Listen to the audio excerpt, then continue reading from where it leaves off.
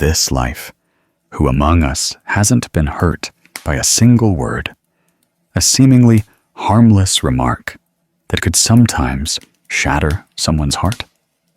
Sometimes just a word uttered in a fit of anger, a reactive statement spoken out of control, is enough to fracture family relationships, estrange spouses, and cool friendships.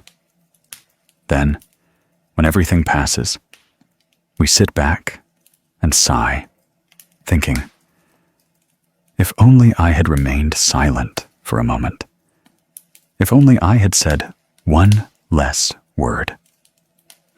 But such if-onlys are rarely achieved by humans in heated moments. The Buddha once taught that the mouth is the gateway to both blessings and misfortune. This simple saying contains a profound truth. Humans can create blessings with words, and they can also sow karma with words. A word of praise can uplift another person's spirit, helping them overcome suffering. But a harsh word is enough to deeply wound, leaving scars that are hard to heal in the soul. Every word we speak, even if light as the wind, is a seed that falls into the listener's heart. Wholesome seeds will blossom into peace and joy, while seeds of hatred will sprout into suffering. In the temple, there's a small story people often tell. A disciple came to ask the master, "Reverend, I feel like I speak many good words, but why do I still encounter so many difficulties?" The master smiled and said, "You speak good words, but if your mind is not yet pure, those words still contain a sharp blade. For words are merely branches and leaves, while the mind is the root. If the root is not at peace, how can the flower be fragrant?"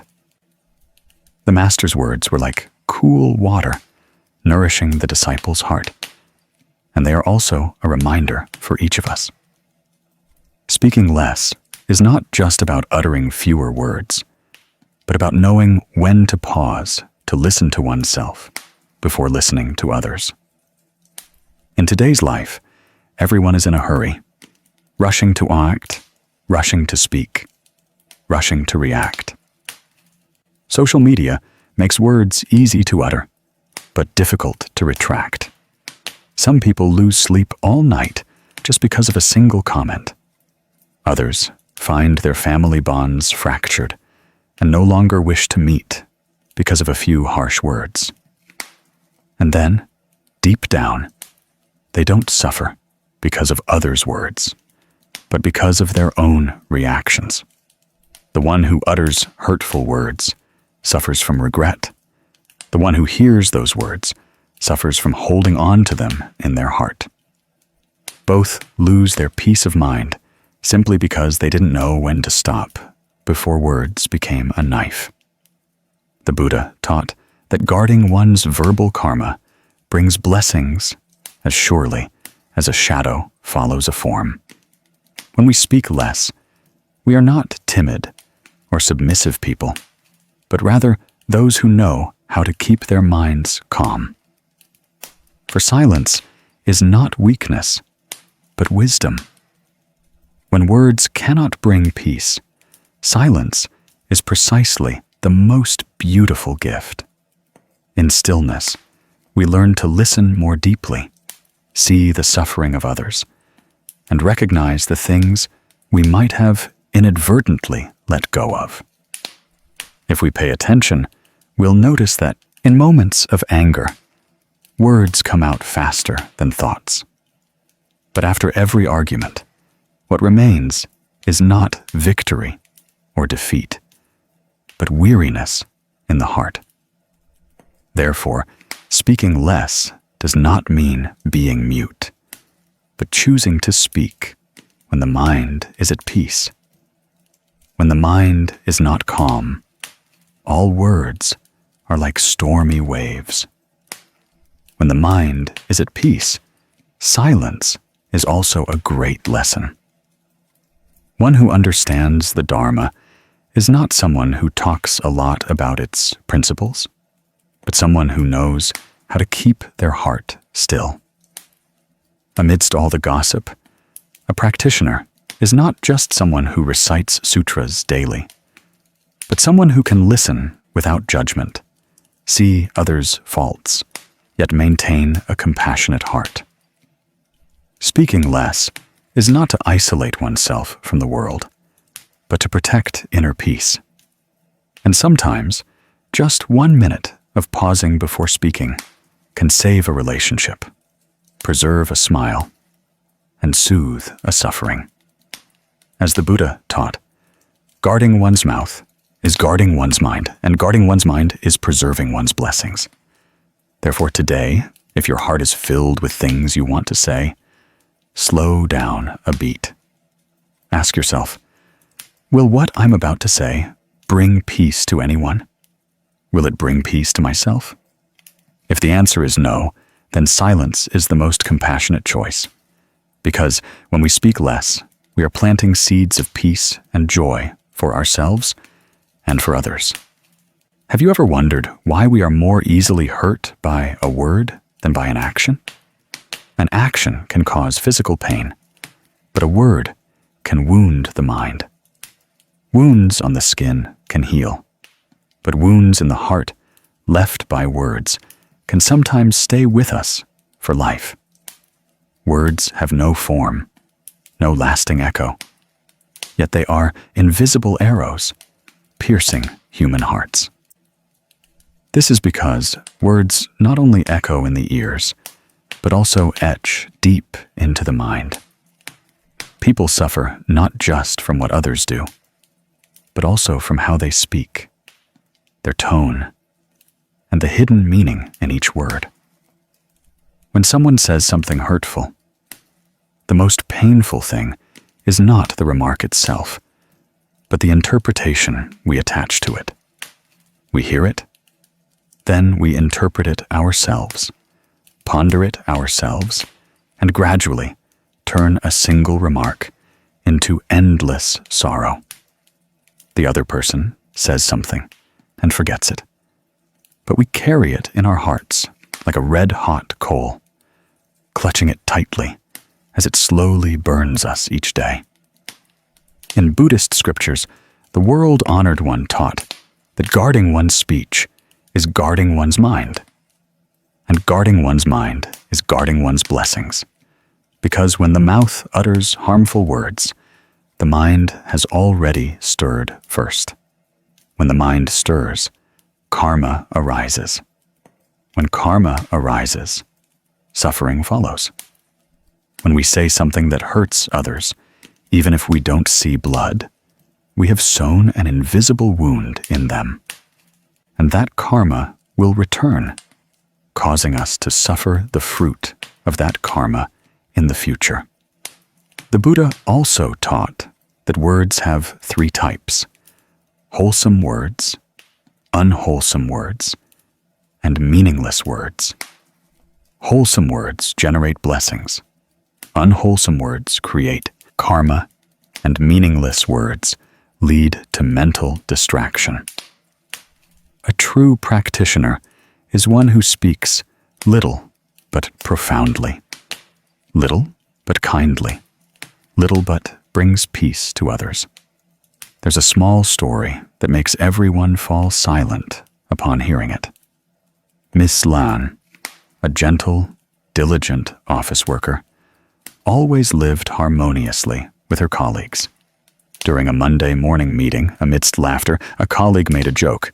"Lan must be favored by the boss to get so much praise."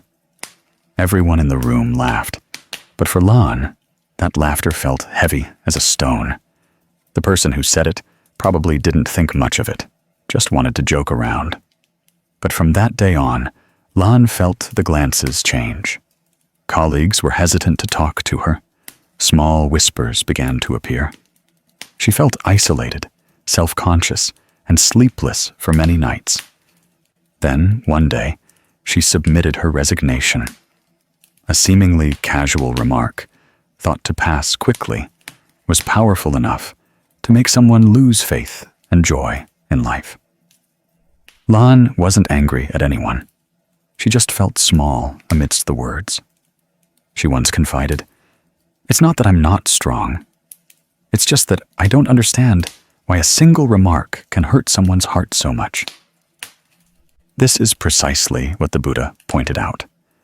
Words are invisible knives, but they can cut the heart. And what's even more frightening is that these knives are often plunged by someone unintentionally. We suffer from words because we allow others' words to dictate our minds. When someone praises us, we are happy. When someone criticizes us, we are sad. When someone condemns us, we resent. When someone compliments us, we become conceited. Our minds fluctuate with every praise and criticism, like a small leaf on a big stream, without roots or a resting place. That's why, in the Dhammapada, the Buddha said, "As a solid rock is not shaken by the wind, so are the wise unshaken by praise or blame."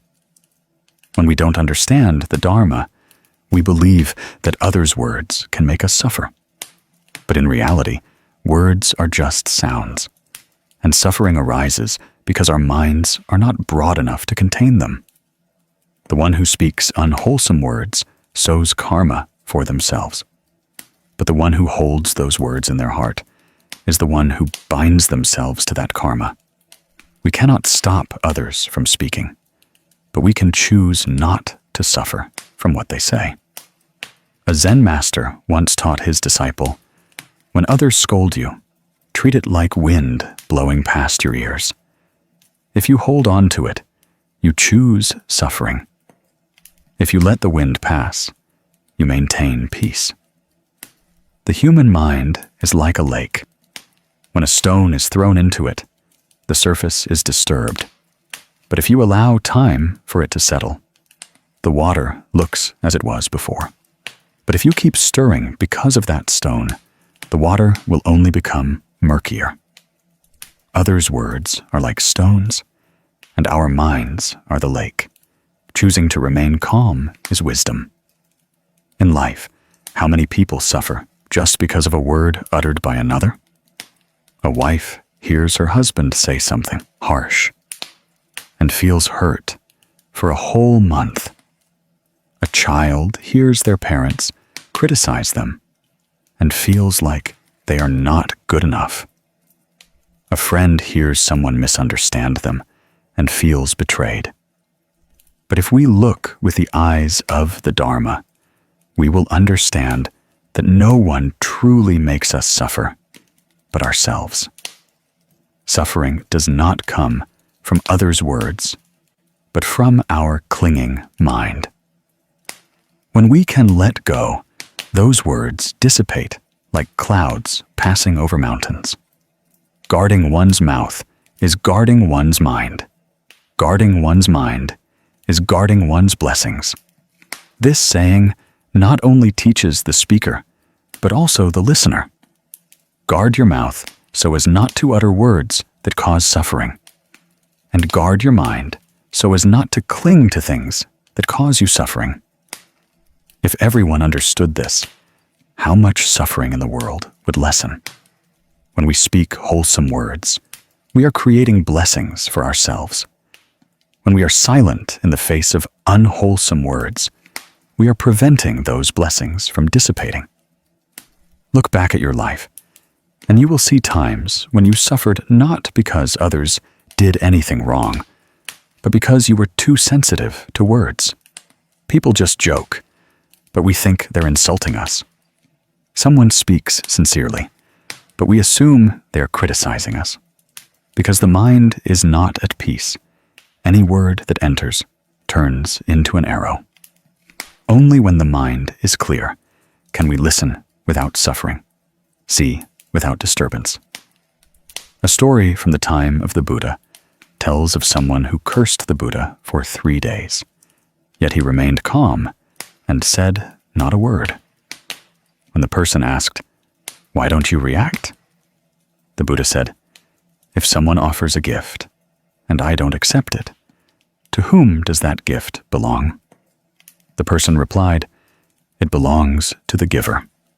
The Buddha said, "Similarly, if you curse, and I do not accept it, the cursing still belongs to you." That answer is not just wisdom, but the art of living for one who understands the Dharma. We can choose silence, choose forgiveness, choose not to react. That is not weakness, but the strength of one who knows how to guard their mind. When we are silent, we don't lose to anyone. We only conquer ourselves, conquering anger, conquering the impulsiveness of the ego. And when that happens, our minds are at peace, our speech is wholesome, and blessings naturally arise. In today's era, when everyone can easily say anything online, words become even sharper. But if we know how to listen with compassion and speak with kindness, then no matter how noisy the environment, we will still maintain inner peace. Remember, words can be seeds of blessings, but they can also be seeds of suffering. Sow what you want to reap. If one day someone utters words that hurt you, take a deep breath, smile, and silently say in your heart, "I do not accept this gift." At that moment, the suffering will dissipate. At that moment, words will no longer be knives, but merely sounds carried by the wind. Because when we maintain peace in our words, we maintain the happiness of our lives. Have you ever gotten so angry that you felt like you transformed into someone else? Your voice became higher, your eyes colder, your hands clenched, your breath hurried. When anger flares up, reason seems obscured, and the heart is consumed by an invisible fire. At that moment, we no longer hear the voice of compassion, no longer see the face of love. There is only the feeling of wanting to win, to be superior, to vent the anger in one's heart, to feel lighter. But after that fire passes, what remains? Sad glances, tears, and sometimes irreparable regret. In life, all of us have experienced moments of losing composure, an argument in the family, a minor road incident, or a hurtful remark. Anger comes as quickly as a storm, and if we don't recognize it in time, it can sweep away all the peace we possess. The Buddha taught that anger is like holding a hot coal to throw at someone, but the one who gets burned first is oneself. That saying is not just advice, but a very profound truth about the nature of the angry mind.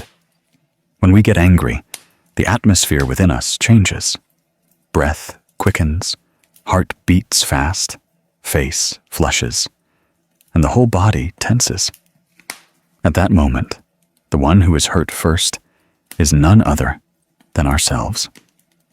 Mr. Tuan was a gentle husband who loved his wife and children, but he had a weakness. He was very short-tempered. One evening, during dinner, his young son accidentally spilled a bowl of soup. The hot soup splashed on the table, and a little fell on Tuan's foot. In that moment, he couldn't control himself. He shouted loudly, slammed his hand on the table, and accidentally knocked over a glass. The sound of shattering made everyone fall silent. His son was scared, tears welling up. His wife also bowed her head, not daring to say anything. The loving atmosphere of the meal vanished, leaving only a heavy silence. A few minutes later, as his anger subsided, Tuan looked at his child, his wife, and felt a pang of deep regret in his heart.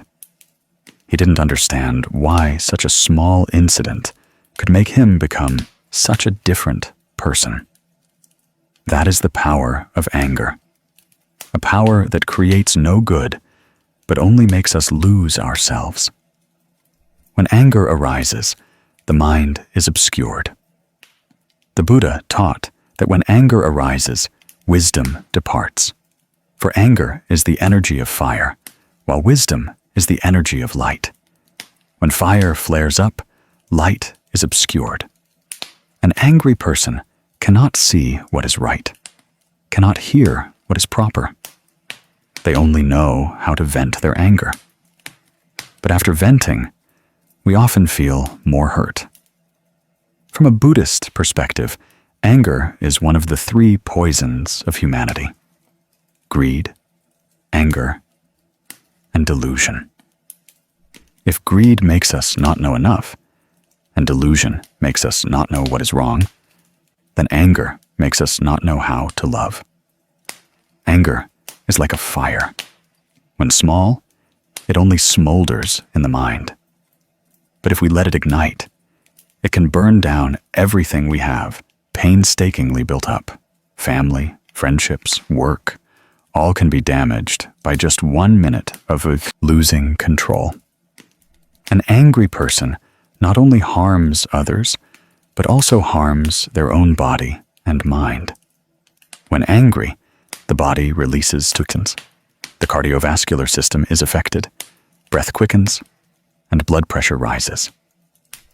A person living constantly in anger will find their health weakening, their spirit tired, and their mind unable to find peace.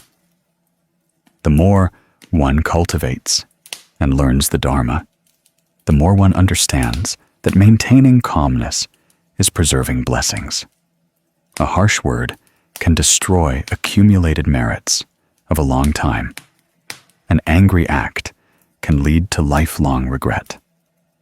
In the Dhammapada, the Buddha taught not to conquer anger with anger. Conquer anger with compassion. Conquer hatred with patience. Anger is like fire. Only the cool water of compassion can extinguish it. If we add more fire, it only makes the flame spread wider. When someone says something that makes us angry, we can choose to react or choose peace.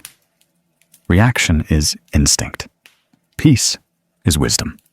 Try to pause for a moment, inhale deeply, and exhale slowly. Breath is the bridge between body and mind. When anger flares up, don't speak, don't act. Just return to your breath. Recognize it. Name it. I am angry. Just 1 moment of mindfulness like that, and anger will weaken. Because when we recognize it, we are no longer controlled by it. When we see clearly, we have begun to break free. Some people say, I can't control myself. But in reality, everyone can. No one gets angry in front of someone they revere. No one dares to shout in a solemn place. This proves that we are perfectly capable of controlling anger. It's just that we haven't wanted to do it yet. One who understands the Dharma is not someone who no longer gets angry, but someone who knows how to transform anger. A Zen master once said, "When angry, don't speak. When speaking, don't be angry, because words spoken in anger are no longer the voice of a wholesome mind, but the voice of fire. And fire can never build a house. It can only burn one down. When we speak in anger, even if we are right, the listener still hurts.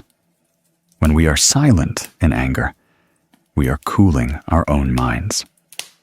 If Mr. Tuan in the story had known to pause before breaking the glass, if he had just taken a deep breath and looked into his child's eyes, perhaps that dinner would have remained full of love. Later, he recounted, "The moment I heard the glass shatter, I understood that my child's heart also shattered with it." An apology cannot fully heal, but it is the first step to learning to master emotions. From that day on, he practiced breathing and silence when angry. Sometimes he wanted to speak, but drank water instead. Sometimes he wanted to react, but stepped outside instead. And gradually, his family became more peaceful. Anger is not an enemy, but a lesson. It comes to remind us that within us, there is still ego, attachment, and the desire for others to act according to our wishes. If there is no ego, anger has no place to cling. One who gets angry often is one who wants to control much. One who knows how to let go is one who has seen impermanence.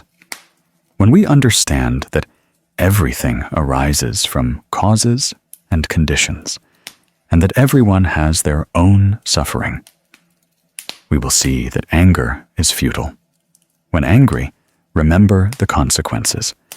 A harsh word can estrange loved ones. A thoughtless action can destroy happiness. Staying calm is not about enduring, but about choosing peace over suffering. One who conquers another is victorious only for a moment, but one who conquers oneself is the true victor. The Buddha taught that conquering 1,000 armies is not equal to conquering oneself.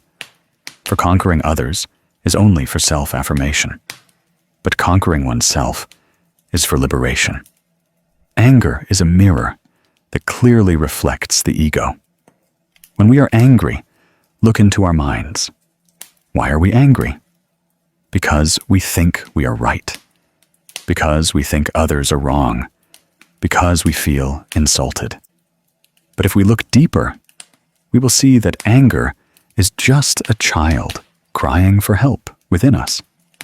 It needs to be heard, needs to be loved, not suppressed. When we listen to anger with mindfulness, it dissipates like mist before the sun. Practice saying to yourself, I am angry, but I do not let anger control me. Each time we take one step closer to serenity. For silence in the face of anger is not weakness, but the strength of one who knows self-control. When we do not utter unwholesome words, do not act wrongly, we preserve our blessings. And preserving blessings is preserving happiness. In life, we cannot avoid all things that make us angry, but we can choose how to face them. Some people encounter a small matter and remain angry for a lifetime, while others face great difficulties and still smile. The difference lies in the mind. If the mind is broad, small matters remain small. If the mind is narrow, small matters become big. When we understand the nature of anger, we will no longer let it burn away our peace. Maintaining calmness is maintaining happiness. When we light the lamp of mindfulness, the fire of anger has no place to cling. When we know how to look at others with compassion, we don't see opponents, only people who are suffering like ourselves. And then, anger dissipates, and love returns. Conquering others is not equal to conquering oneself. One who can control anger has sown a very great seed of blessing. For when we maintain peace, we maintain blessings. When we maintain blessings, we maintain a peaceful life. When the mind is calm, even amidst storms, our heart remains serene, like a tranquil lake amidst mountains and forests. Have you ever wondered why, in life, sometimes the more we talk, the more we explain, the less others seem to understand? Sometimes we want to be right, but in the end, we only receive weariness and loneliness. Sometimes we wish we had chosen silence sooner, so as not to lose our inner peace. People often think that silence is weakness, cowardice, or a disadvantage.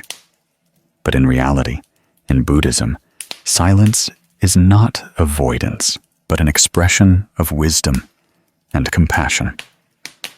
Because When we can keep our minds still amidst the storms of words, we are practicing one of the deepest forms of cultivation, keeping the mind undisturbed. Life is inherently full of voices. Every day, we hear hundreds of words from work, from family, from social media, from loved ones, and even from strangers. Some words bring us joy. Some bring us suffering. Some words merely pass by, but others etch deep into the mind like a sharp knife. And if our minds are not strong enough, those words can become ropes binding our minds, keeping us entangled in suffering, with no way out. In the Anguttara Nikaya, the Buddha taught that the wise do not speak useless words, do not argue, and do not repay anger with anger. Such a person is like a still lake. Even if a stone is thrown into it, the surface only ripples, then returns to peace. Perhaps all of us have experienced moments when we wanted to react, to justify, to let others know we were not wrong. But the more we tried, the more we felt hurt. Because when the mind is not clear, words are easily swayed by emotions. When emotions speak, wisdom falls silent. And at that very moment, we easily let anger control us. But those who study Buddhism understand that some things do not need to be explained because the truth will reveal itself over time. Some injustices do not need to be argued because one who understands the Dharma knows that whatever one sows, that one will reap. I want to tell you the story of Ms. Han, a gentle woman dedicated to her profession. She had been teaching for over 10 years at a small elementary school. Every day, she arrived early, prepared lessons, and cared for each student. To her, students were like young saplings that needed to be nurtured with love and patience. But one day, some parents came to the school board claiming that Miss Han was biased. They argued that she favored the children of acquaintances, often praising that one child while paying less attention to the others. The rumor quickly spread throughout the school. People whispered in the teacher's lounge. Some looked at her with suspicion. At first, Ms. Han was deeply hurt. She wanted to explain, to clear her name, to prove she had done nothing wrong. But as she was about to speak, she remembered the teaching she had heard in a Dharma talk. When you face false accusations, regard it as a lesson to train your mind. Reacting only makes the fire of anger grow, while silence is cool water, nourishing wisdom. So, she chose silence. She continued to come to class on time, to teach diligently, and to be gentle with her students, as if nothing had happened. Sometimes she found tears falling, but not out of weakness. Rather, it was from understanding that this was a karmic condition for her to learn the lesson of patience. Sometime later, during a parent-teacher meeting, the parent who had accused her coincidentally overheard other students' stories. The children recounted that Miss Han always shared snacks, always asked about them, and was always fair in everything. They told their parents that Ms. Han didn't favor anyone. She loved all of them equally. Hearing this, that parent was speechless. They came to Ms. Han to apologize, and she just smiled, gently saying, "It's okay. Thanks to this, I learned to better maintain inner peace." After that, everyone looked at her with greater respect. But the most valuable thing she received was not the apology, but the tranquility in her mind, because she had understood that when we are silent, we are not losing, but conquering ourselves. In silence, we are no longer caught in the whirlpool of gossip, We don't let others' words control our emotions. And we don't inadvertently create more karma with unmindful speech. Silence is an art of living. But not everyone can truly live in silence. Some are silent outwardly, but their minds still seethe within, still whispering hundreds of words. That is not the silence of wisdom. True silence is when our minds no longer want to prove, no longer want to win or lose, no longer want others to understand us at all costs. It's when we know how to pause, breathe, look deeply into the emotions rising within, and smile at them. The Buddha was once falsely accused and insulted. Some said he had committed errors. Others fabricated stories to discredit him. But the Buddha did not argue, nor did he get angry. He merely said, "Whoever sows the seed, that person will reap the fruit. Like an echo follows a call, like a shadow does not leave its form." Then he remained silent. That silence was not because he was afraid, but because he understood. All justifications were superfluous. When truth exists in the mind, it needs no verbal proof. And time, like flowing water, will naturally wash away all falsehoods. When we are silent, we restore freedom to our minds. For every time we want to argue, our mind is bound to others. Every time we try to prove something, we are putting ourselves in the prison of the ego. But when we are silent, we open the door for our hearts to go free. Silence does not mean not speaking, but choosing what to say and what to keep silent. Some words spoken will make us lose energy, make our minds fluctuate. Some things, if we just pause for a second, are enough to prevent anger, enough to avoid hurting another person's heart. A Zen master once said, "The wise are not afraid of being misunderstood, for they know the truth needs no proof. It just needs to be lived in accordance with one's mind." That saying is simple, but contains a profound truth.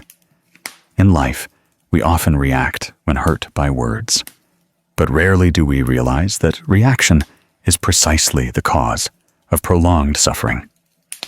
One who knows silence has clearly understood impermanence. They know that emotions will pass, and people's words will settle. Only inner peace is worth preserving. If we look closely, we will see that most human suffering begins with words. An insult, a taunt, a misunderstanding. All can become seeds of conflict. But if one side knows how to stop, knows how to be silent, the fire of anger will be extinguished. Without fuel, fire cannot burn. Without reaction, gossip cannot spread. That's why, in the Dhammapada, the Buddha taught to respond to anger with silence, to rudeness with gentleness, to hatred with compassion. One who can do that is one with the greatest inner strength. Once, a disciple asked a Zen master, "Reverend, when others speak ill of me, what should I do?" The Zen master smiled, picked up a stone, and threw it into the lake. The waves spread, then vanished. He said, "Do you see? If the water is still, the stone will sink without creating waves. But if the water is already turbulent, even a small stone will make it rage." Your mind is the same. When the mind is calm, others' words are just like wind passing by. When the mind is disturbed, even one word can cause you suffering. Therefore, practice is not about forcing oneself to be silent outwardly, but learning to make the mind come. When the mind is calm, words will naturally be gentle. eyes naturally kind, and the smile will carry the energy of peace. One who knows silence is one who knows how to listen to themselves. They don't need to speak up to be acknowledged, don't need to justify themselves to be praised, because they are complete within. You can try a small meditation. Inhale deeply, exhale slowly. As the breath goes in, feel that you are bringing cool air into your heart. As the breath goes out, imagine your worries, arguments, and gossip dissipating like clouds drifting across the sky. Clouds can cover the sun, but cannot diminish its light. Your mind is the same. It can be obscured by emotions, but peace is always there. We just need to know how to stop and recognize it. In Buddhism, silence is not just a behavior, but a spiritual state. When the Buddha was silent in the face of useless questions, that was the silence of wisdom. When he was silent in the face of slander, that was the silence of compassion. But when we are silent to escape, out of fear, that is merely the silence of ignorance. One who studies the Dharma needs to distinguish these three, because only when silence comes from wisdom are we truly liberated. In a family, if parents know to be silent before scolding their children, if children know to be silent before reacting, if spouses know to be silent before arguing, then many breakdowns will not occur. At work, if we know to be silent to listen instead of rushing to refute, we will understand others more deeply. In all relationships, silence is the pause that helps us observe our own hearts and others' hearts more clearly. Sometimes, just 1 minute of silence, we can avoid a day of suffering. Just one night of silence, we can avoid a lifetime of regret. Because once spoken, words cannot be retracted, but silence can preserve peace. There are times when we think we win by having the last word, but in reality, we lose because we let our minds get carried away. Conquering others is not equal to conquering oneself, and conquering oneself in anger, in false accusations, in the craving for recognition. That is the greatest victory in human life. So, today, if you are misunderstood, if you are enduring untrue words about yourself, remember Ms. Han. Remember the Buddha. Remember that biasance is not weakness, but an expression of wisdom. Because the weak need to speak loudly, the strong only need to smile. One who understands the Dharma needs no proof, for truth needs no words. When we learn to be silent, we not only preserve peace for ourselves, but also sow seeds of peace for others. Every time we do not utter hurtful words, we are sowing a seed of compassion. Every time we choose silence instead of argument, we are nurturing blessings for ourselves. As the Buddha taught, guarding one's mouth is guarding one's mind, and guarding one's mind is preserving one's blessings. Silence is a noble form of giving peace and stability to others through our own calmness. And then, one day, when your mind is truly calm, you will realize that silence is not just the cessation of words, but a return to oneself.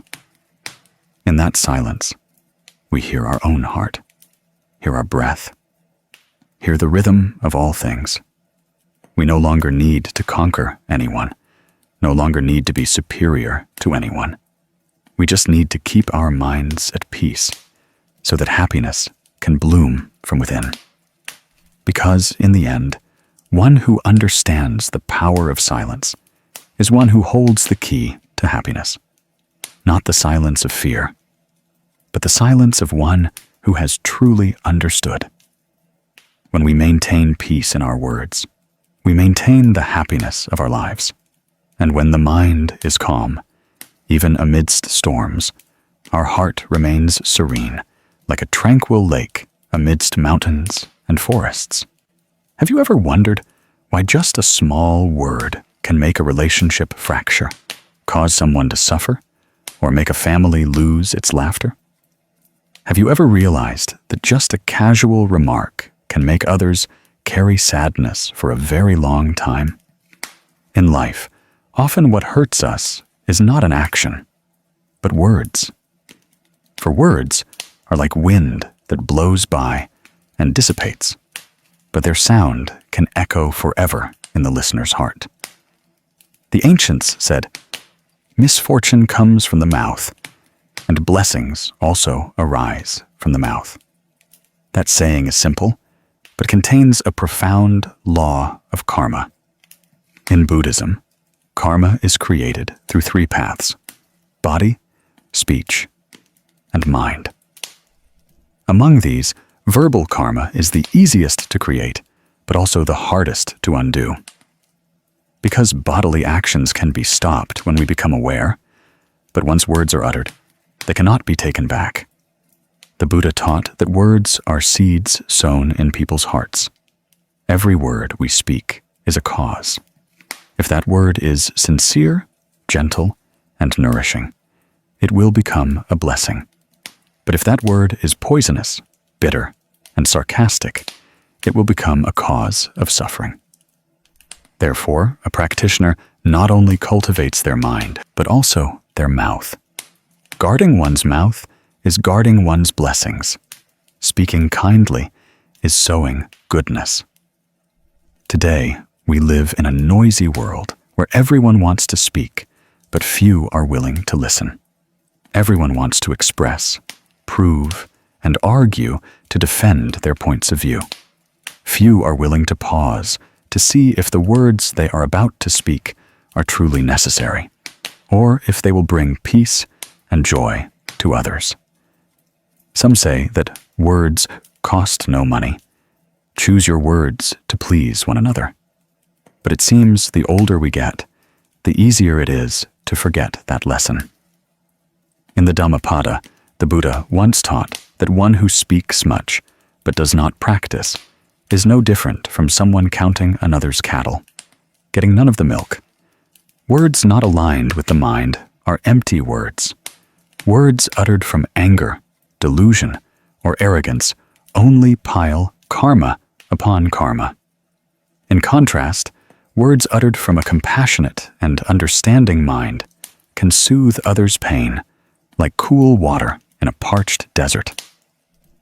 There's a simple story that contains a great lesson about verbal karma. In a small village in central Vietnam, there was Mrs. Tu, a woman who had run a grocery store for many years. Her shop was small, but almost everyone in the neighborhood had visited it. People remembered her not for the completeness of her goods, but for her voice. Mrs. Tu was famous for being sharp-tongued. If anyone buying something was slow to pay or accidentally dropped an item, she would curse loudly, not sparing anyone. Sometimes, for just a few thousand dong, she would utter bitter words that made customers embarrassed and leave. People were used to it, so no one dared to argue back. Some even advised, "Mrs. Tu, speak a little more gently. Words are also blessings." She would just scoff, "I speak the truth. Whoever can tolerate it stays. Otherwise leave. What's there to fear about karma or blessings?" But then, life has moments that make us reflect on ourselves. One day, her son, Tan, had an accident on his way to work, fell, and broke his leg. He had to be confined to bed for many months. The family faced hardship, and the shop's business was slow. Customers rarely came. Mrs. Tu sat dazedly in front of the shop, her heart heavy. That night, she tossed and turned, unable to sleep. In a hazy dream, she heard someone say, "Your mouth has sown so many bitter words. Now you reap the fruit of suffering. Who else can you blame?" The next morning, she went to the nearby temple, hoping to find some peace. The abbess saw her, smiled gently, and invited her to sit down. Mrs. Tu poured out her heart. The abbess listened, then gently said, "Madam, karma is not something someone punishes us with, but something we create ourselves. Words spoken from the mouth, if they hurt others, return to one's own mind like an arrow shot out, and then turning back. Each word is a seed. If we speak kindly, and our mind is kind, that seed will sprout blessings. But if we speak maliciously, that seed will sprout thorns that injure us." Mrs. Tu was silent, tears falling. She suddenly remembered all the times she had spoken harshly to others. She had made that poor woman cry when she asked for a few more days to pay a debt. She had frightened a child for forgetting to return change. She had made neighbors afraid to visit. All those words now echoed in her mind like sharp, painful sounds. From that day on, Mrs. Tu began to change. She practiced silence when she wanted to speak harshly.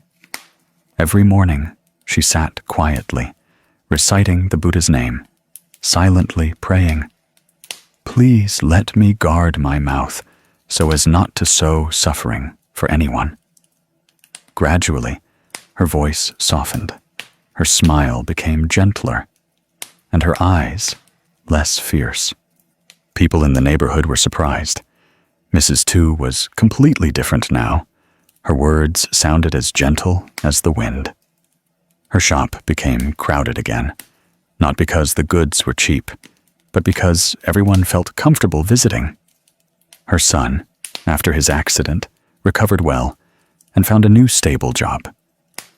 One day, she met the abbess at the temple again and emotionally said, "Reverend, thanks to you, I found peace." The abbess smiled. "It's not thanks to me. It's thanks to your mouth knowing how to cultivate. Speaking less is guarding blessings. Speaking kindly is sowing goodness. Each word is like a flower. If it has a wholesome fragrance, that flower will bloom forever in the hearts of others." Mrs. Tu's story seems simple, but it is a mirror reflecting many of us. Sometimes we think verbal karma is just about speaking harshly or wrongly, but in reality, it is a whole process of unconsciously creating causes. Every criticism, every fit of anger, every lie or backbiting, all are seeds of karma. Often we speak and then forget, but karma does not forget. It lies in the mind, waiting for the right conditions to bear fruit. The Buddha taught that there are 4 types of verbal karma to avoid: lying, divisive speech, harsh speech, and meaningless speech.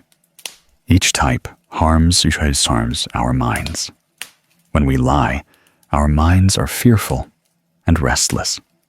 When we engage in divisive speech, our minds lose trust. When we speak harshly, our minds become rigid, unable to empathize. When we speak useless words, our minds become scattered, unable to focus. Therefore, a practitioner not only guards bodily precepts, but also verbal precepts, because the mouth is the fastest gateway for karma to arise. In the Agama Sutra, the Buddha once reminded that words are like honey, but they can also contain venom. The wise person knows how to choose the honey and discard the venom, just like someone walking in a forest knows how to pick fragrant flowers without mistakenly grabbing sharp thorns. When we speak wholesome words, the listener is happy, and we are also happy. When we speak unwholesome words, the listener suffers, and we also suffer. That is the natural operation of cause and effect.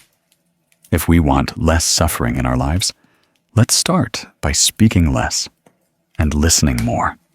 Before speaking, ask your heart, is this word necessary? Will it bring peace? Will it hurt anyone? If the answer is no, then we should remain silent. For silence is also a kind of wisdom, a protective wall for our blessings. In a lecture, a Zen master once said, "One wholesome word can save a life. One unwholesome word can kill a soul." A wise person is not someone who knows how to speak eloquently, but someone who knows how to speak at the right time, in the right place, and in the right way.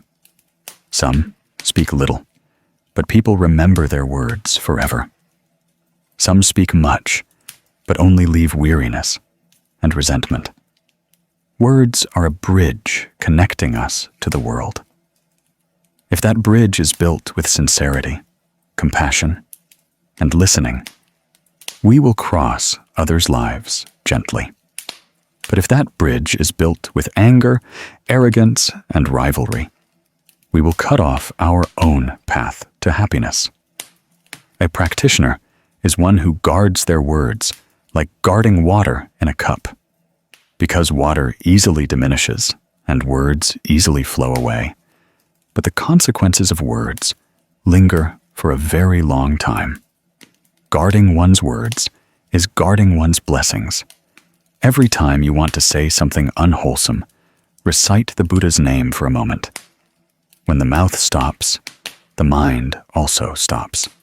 When the mind stops, karma also stops. Someone once asked, "If I've already created verbal karma, is there any way to resolve it?" The answer is yes, through 3 steps: recognizing, repenting, and practicing wholesome speech. Recognizing is the first step of awakening. When we see how our words have hurt others, our minds will spontaneously generate remorse. Remorse is not for self-torment, but for knowing when to turn back. Then we use wholesome words to compensate. Speak words of encouragement instead of criticism. Speak words of thanks instead of blame. Speak words of prayer instead of resentment. Each word is a brick, building a sturdy spiritual house. A profound teaching of the Buddha. One who speaks loving words will be loved by all. One who guards their mouth will avoid much suffering. When we speak loving words, not only are others' hearts warmed, but our own minds also find peace. From gentle words, our minds also become gentle. That is a very accessible practice that anyone can do. No need to go to the forest, no need to chant many sutras, just need to know how to listen and how to pause. Guarding verbal precepts is also guarding the mind. For when we guard our words, we are practicing concentration. When words diminish, the mind is less scattered. When the mind is less scattered, wisdom appears. The wise never rush to speak, for they know that some things do not need to be said. Silence is enough for others to understand. Finally, I would like to borrow a teaching from the Buddha to conclude this section. Winning with words is not a true victory. One who knows patience in speech is one who conquers oneself. Life is short. Don't waste it with bitter words. Use your mouth to speak wholesome words. Use words to bring joy. Use your voice to create blessings. When we maintain peace in our words, we maintain the happiness of our lives. Remember, every word is a cause.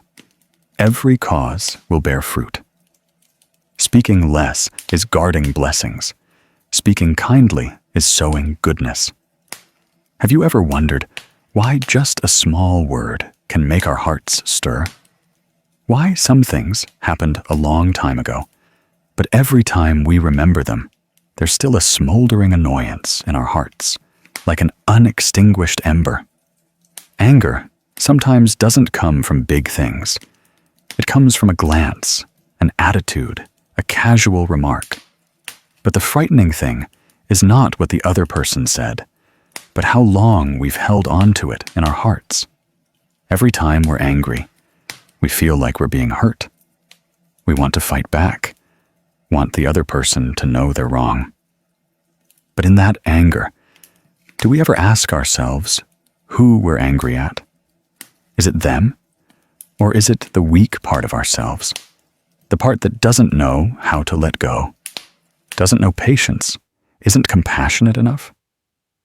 Anger, in Buddhism, is one of the 3 poisons, the 3 roots that cause human suffering: greed, anger, and delusion. Anger is san. Anger, like a fire, flares up quickly, burning everything, including the one holding the flame. When angry, we see no one else but our own ego. Everything around us becomes small. There's only us and our sense of right and wrong. That ego is the fertile ground for anger to sprout. A person can be very intelligent, very capable, but if they don't understand their own mind, they can still be easily led by anger. Because the bigger the ego, the deeper the hurt. When we cling to the ego, we always want to be recognized by others, want to be right, want to be respected, want to be praised. And just one word against our liking, we immediately react. Not because the matter is so serious, but because the ego cannot tolerate being shaken. Some people harbor anger for many years. Anger at loved ones, at friends, at themselves. They don't know that anger is what makes their minds heaviest. It makes us lose peace, makes our breath hurried, makes our hearts close to love. When angry, we feel insulted, hurt. But in reality, anger is a reflection of a mind that doesn't understand, doesn't love, isn't clear enough to see the truth. The Buddha taught that no one makes us suffer. It is only our mind that does not yet understand. Try to pause for a moment, close your eyes, and ask your heart, who am I angry at? Am I angry at that person? Or am I angry at the weak part within myself? The part that doesn't know how to let go, doesn't know patience, isn't compassionate enough. When we truly reflect, we will see that the root of anger does not lie outside.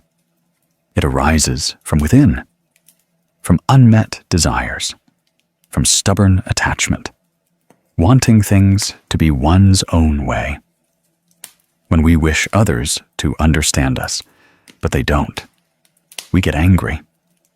When we wish to be loved, but are met with indifference, we get angry. When we want to succeed, but life presents difficulties, we get angry. Angry because life doesn't go our way. Angry because we believe we deserve more. But the Buddha taught that everything arises from causes and conditions. When the conditions are not yet sufficient, the result is not yet formed. Anger does not make conditions arise faster. It only causes us more suffering. In Buddhist psychology, anger stems from 3 deep-seated causes. First, an overly large ego. When we see ourselves as the center, we are easily hurt. Every time someone goes against our wishes, we see it as an insult, forgetting that everyone has their own perspective. Second, unmet desires. We always have expectations. expecting family to understand us, colleagues to respect us, children to obey, and life to be smooth. But the greater the expectation, the deeper the disappointment. Third, a lack of understanding and compassion. When we don't understand others, we easily judge. When we lack love, we cannot be tolerant. And when there is no understanding and no love, anger is inevitable. In the Anguttara Nikaya, the Buddha once taught that if someone who knows anger understands that anger is fire, they would extinguish that fire before it burns themselves. Anger is like a burning torch. The person holding it runs everywhere, hoping to scare others, but in the end, they are the one who gets scorched. Understanding this, we can begin to calm down and look deeply into our minds. There's a small story about Min, an ordinary man who worked as a technical employee in an electronics company. Min was hardworking and intelligent, but he had a big trait. He refused to lose. For Min, when someone offered feedback, he immediately reacted, thinking they were disrespecting him. He always wanted to be acknowledged as being right. In meetings, when someone had a different opinion, he was ready to argue to the end, even over small matters. Gradually, colleagues distanced themselves, friends avoided contact, and even in his family, his wife was tired of meaningless arguments. One day, during his lunch break, Min was reminded by his manager about a small mistake at work. He felt insulted, flushed, and stormed out, hundreds of thoughts of injustice piling up in his mind. He believed that people didn't respect him and didn't understand his abilities. But right then, a colleague who was gentle and often listened to Dharma talks approached and invited him to a Buddhist sharing session at a temple. Min wasn't much of a believer, but out of respect for his friend, he went along. That day, the monk gave a very gentle talk about anger and the ego. He said, "When you are angry, you think you are angry at others, but in reality, you are angry at the weak part within you, because you are not strong enough to understand, not loving enough to forgive." Min listened, and it touched his heart. He realized that every time he was angry, he suffered, not just because of others, but because of himself. He wanted to be right, but the more he tried to prove he was right, the more tired his heart became. He began to practice humbling himself to listen, not reacting immediately when given feedback. At first, he found it very difficult, but gradually, each time he overcame a fit of anger, he felt lighter. He understood that no one needed to acknowledge him. It was enough for his own mind to be at peace. Min's story is the story of many people. When the ego is too big, we don't see others. We only see our own hurt. But when we know how to listen, how to humble ourselves, anger naturally dissipates, because anger cannot exist in a compassionate heart. When we understand others, anger has no place to cling. When we know how to put ourselves in their shoes, we see they are also suffering, also struggling. And when we see their suffering, our hearts are left only with love, no longer anger. Some say silence in the face of anger is weakness, but in reality, silence is strength. The weak need to speak much to prove themselves. The strong only need to smile. In life, every time we're angry, we often want to react immediately. But try to pause for a beat. Inhale deeply and exhale. In that moment, we are conquering ourselves. The Buddha taught that conquering 1,000 armies is not equal to conquering oneself. And conquering oneself in anger is the noblest victory. Once, a disciple asked the Buddha, "World-honored one, how can I stop being angry?" He smiled and said, "No need to eradicate anger. Just understand anger, and anger will dissipate naturally." When we understand that the other person said that because they are hurting, we no longer get angry at them. When we understand that life is not perfect, we no longer get angry at circumstances. When we understand that we ourselves have made mistakes, we no longer get angry at ourselves. Understanding is the door that opens to love, and love is the medicine that heals all anger. Anger makes people lose reason, lose wholesome minds, and lose all blessings. The scriptures teach that just 1 minute of anger can dissipate 100 years' worth of accumulated merit.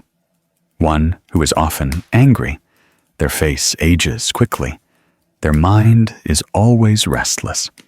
Conversely, one who knows patience and listening, no matter what happens, still smiles. When we speak less, when we don't react impulsively, we preserve our energy. Every word spoken in anger is a knife. Before hurting others, it has already hurt us. Some families break up not because love ends, but because no one is willing to tolerate a single word.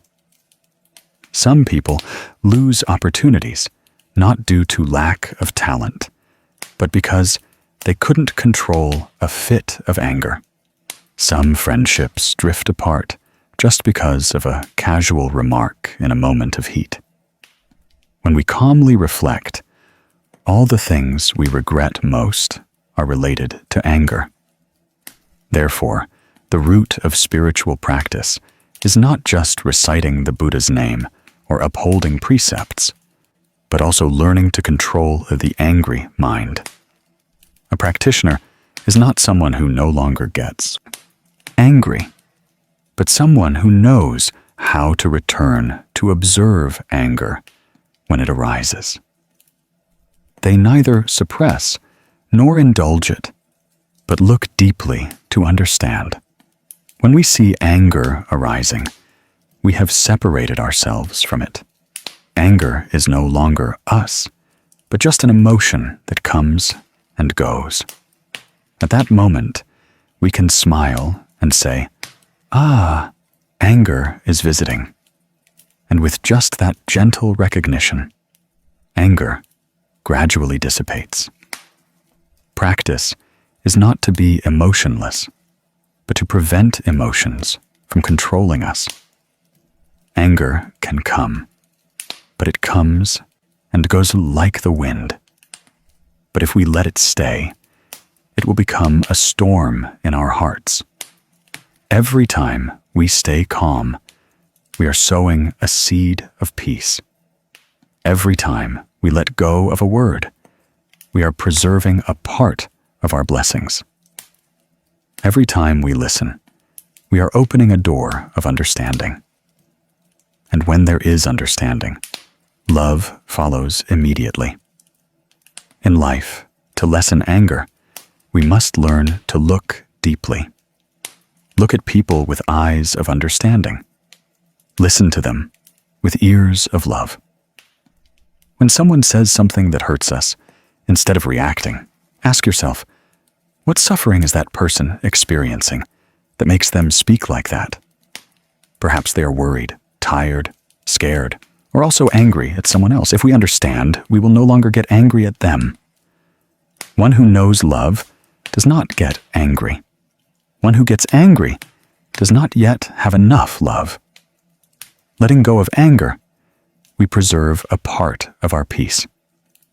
Letting go of an argument, we preserve a part of our love. Every day, we have the opportunity to choose. Choose anger or choose peace. And that choice determines whether our lives are filled with suffering or joy. When we look back, we will see that no one is worth us being angry at for a lifetime. Because in the end, everything is a lesson for our minds to grow. Those who hurt us help us see our ego. Those who make us angry teach us patience. Those who leave us help us understand impermanence. Thanks to them, we know we need to practice, need to reflect. Recognizing the root of anger is the first step to liberation. When we understand that anger does not lie with others, but in our own minds, we begin a true healing journey. No need to try to change anyone, just change the way we see. Because when the mind changes, the world also changes. Gentle people are not gentle because life is easy, but because they have looked at life with a gentle heart. Peaceful people are not peaceful because they encounter no storms, but because within them a lamp of understanding shines brightly. Anger is just a cloud. It can cover the sun, but cannot extinguish its light. That light is the wisdom within us.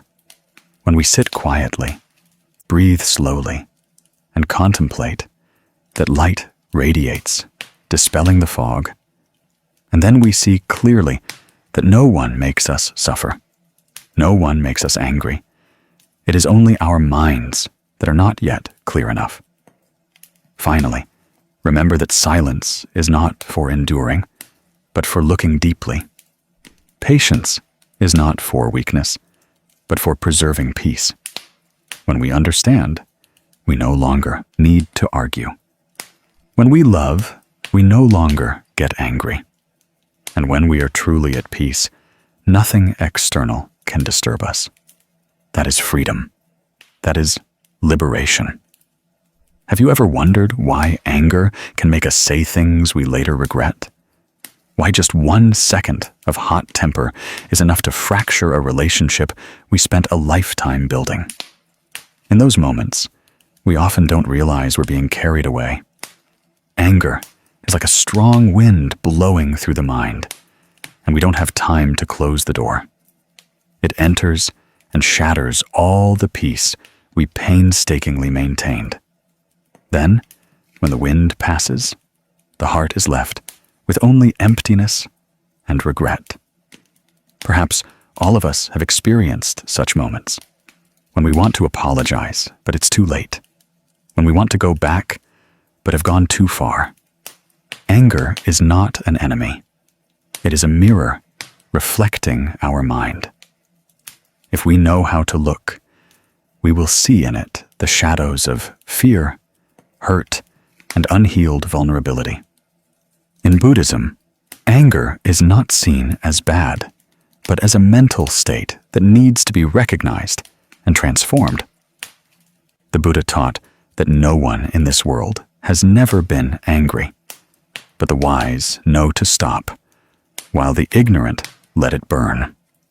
Therefore, practice is not about not getting angry, but learning to see anger, understand anger, and embrace anger with mindfulness.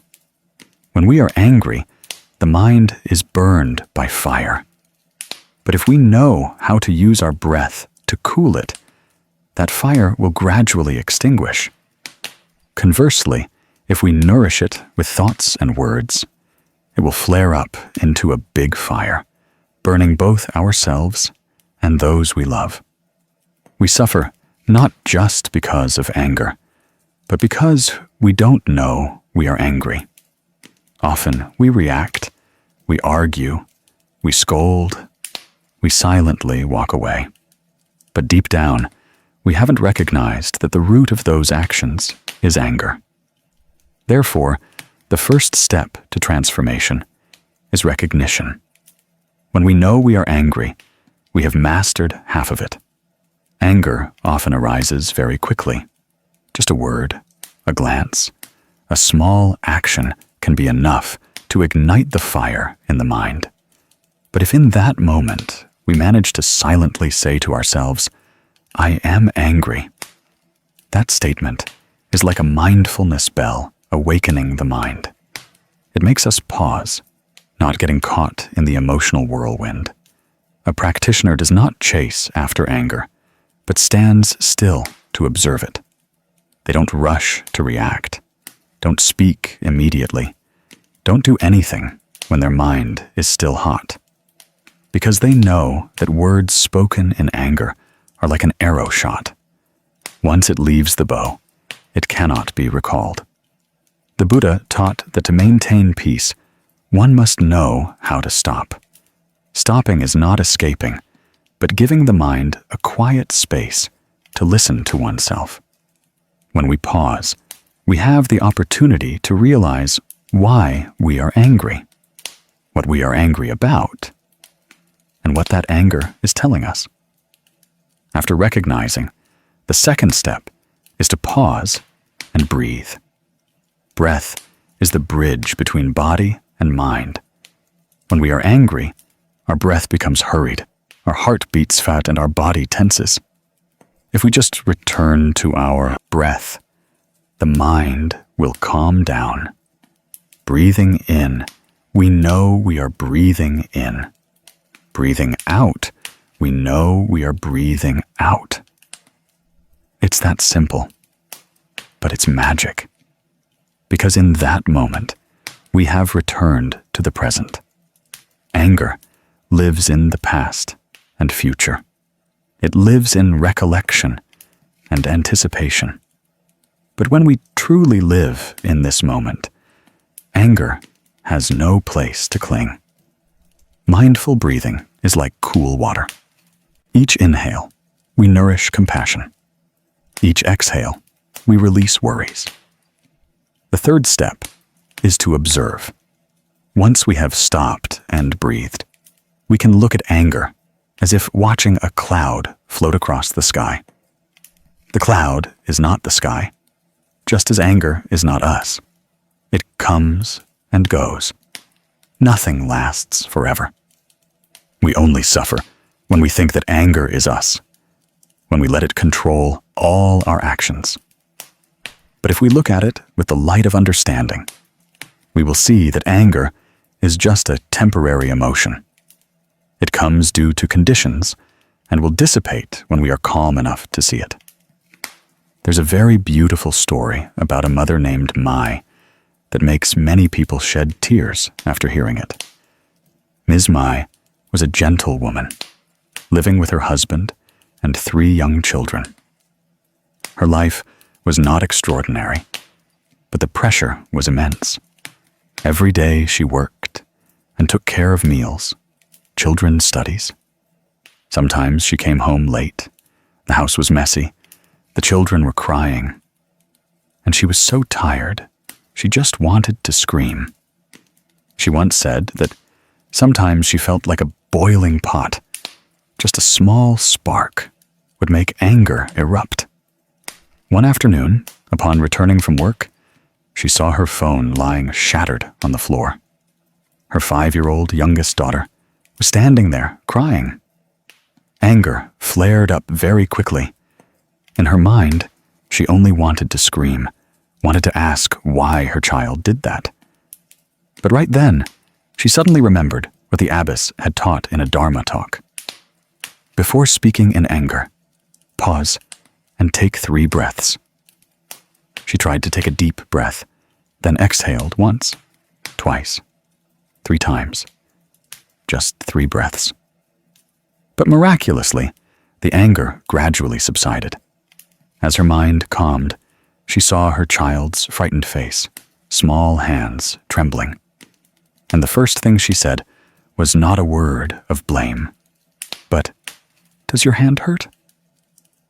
The child looked up at her mother, tears still in her eyes.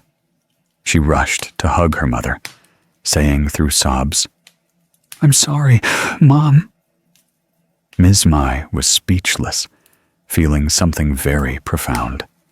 She understood that if she had shouted in that moment, her child might have been scared, might have been hurt.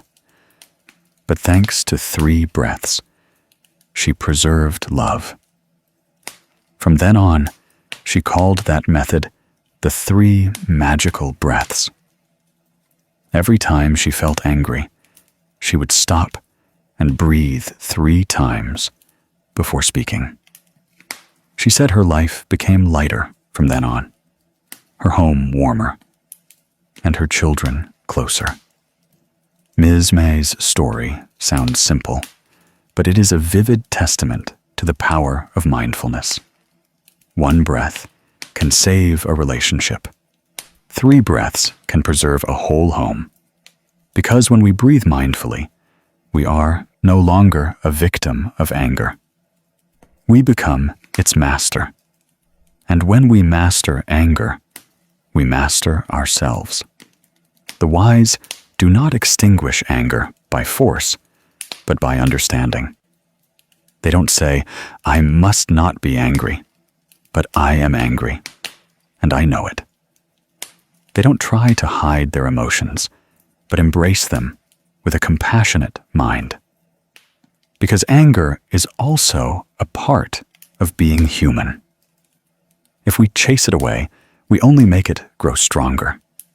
But if we embrace it with understanding and love, it will dissipate like mist in the sun. In life, no one can avoid being hurt by others. Sometimes it's words, sometimes it's actions, sometimes it's just an attitude. But the decisive factor is not in them, but in how we react. If we let anger control us, we lose freedom. If we know how to stop, we maintain inner peace. One who knows to stop speaking is also gentle. One who knows to breathe, their gaze is also soft. And precisely that peaceful energy can resolve all conflicts. Some say, in anger, it's impossible to remember to breathe. That's true, because anger comes very quickly, so practice is to prepare. Every day, when not angry, we still need to practice mindfulness. Practice by being aware of each breath, each step, each small action. When anger comes, we will easily recall it. It's like when swimming has become a habit. We no longer fear water. Practicing breathing and stopping is the same. It not only helps us in moments of anger, but also helps our minds remain steady in all circumstances. The scriptures tell that one day the Buddha was going on his alms round, and someone cursed him terribly. He just remained silent. When the person got tired and left, the disciples asked, "Why didn't the world-honored one respond?" The Buddha smiled. "If someone offers a gift and I don't accept it, to whom does that gift belong?" The disciples replied, "It belongs to the giver." The Buddha said, "Similarly, when others curse me and I do not accept it, those words will return to them." That is the strength of one who knows to stop, not from fear, but from understanding. Understanding that the other person's anger cannot touch us unless we open the door for it. In every family, if one person knows to stop, to breathe, to listen, the whole family will suffer less because anger is no longer nourished. A person silent in mindfulness is not weak, but is protecting common happiness. They know that just one ill-timed word can shatter a whole peaceful day. Conversely, just one timely breath can save everything. Transforming anger is not a one-day task, but a lifelong journey. Every time we are angry, we have an opportunity to learn. Every time we manage to stop a hot-tempered word, we take another step on the path of practice. Anger is a lesson for us to train our minds, to recognize our limitations, and expand our compassion. Without anger, we cannot know what we need to cultivate. Therefore, instead of fearing anger, view it as a teacher. Every time you are angry, smile and say, "Thank you. Because of you, I see myself more clearly." A mindful breath can save a relationship. Conquering anger is conquering oneself. When we conquer others, we only gain a little self-satisfaction. But when we conquer the anger within ourselves, we achieve true peace. And that peace is something no one can take away. It does not depend on circumstances. It does not depend on anyone. It only lies within our breath and awakened mind. If each of us learned to pause before speaking, to be silent before getting angry, then this world would have much less suffering. Every word uttered from mindfulness will become a wholesome seed. Every compassionate gaze will soothe the soul. Every mindful breath will preserve a part of life's blessings. When we breathe with understanding, we are nurturing great compassion. And when compassion is great enough, anger has no place to live. Anger is like a wave. Waves are not bad. Only when we resist them do we get swept away. If we know how to breathe, how to listen, the waves will naturally calm down. Our minds are the same. Let all emotions come and go. Do not grasp, do not chase away, just calmly observe. When the mind is at peace, all waves become water. And when all anger dissolves in compassion, life will have less suffering. The heart will have less pain.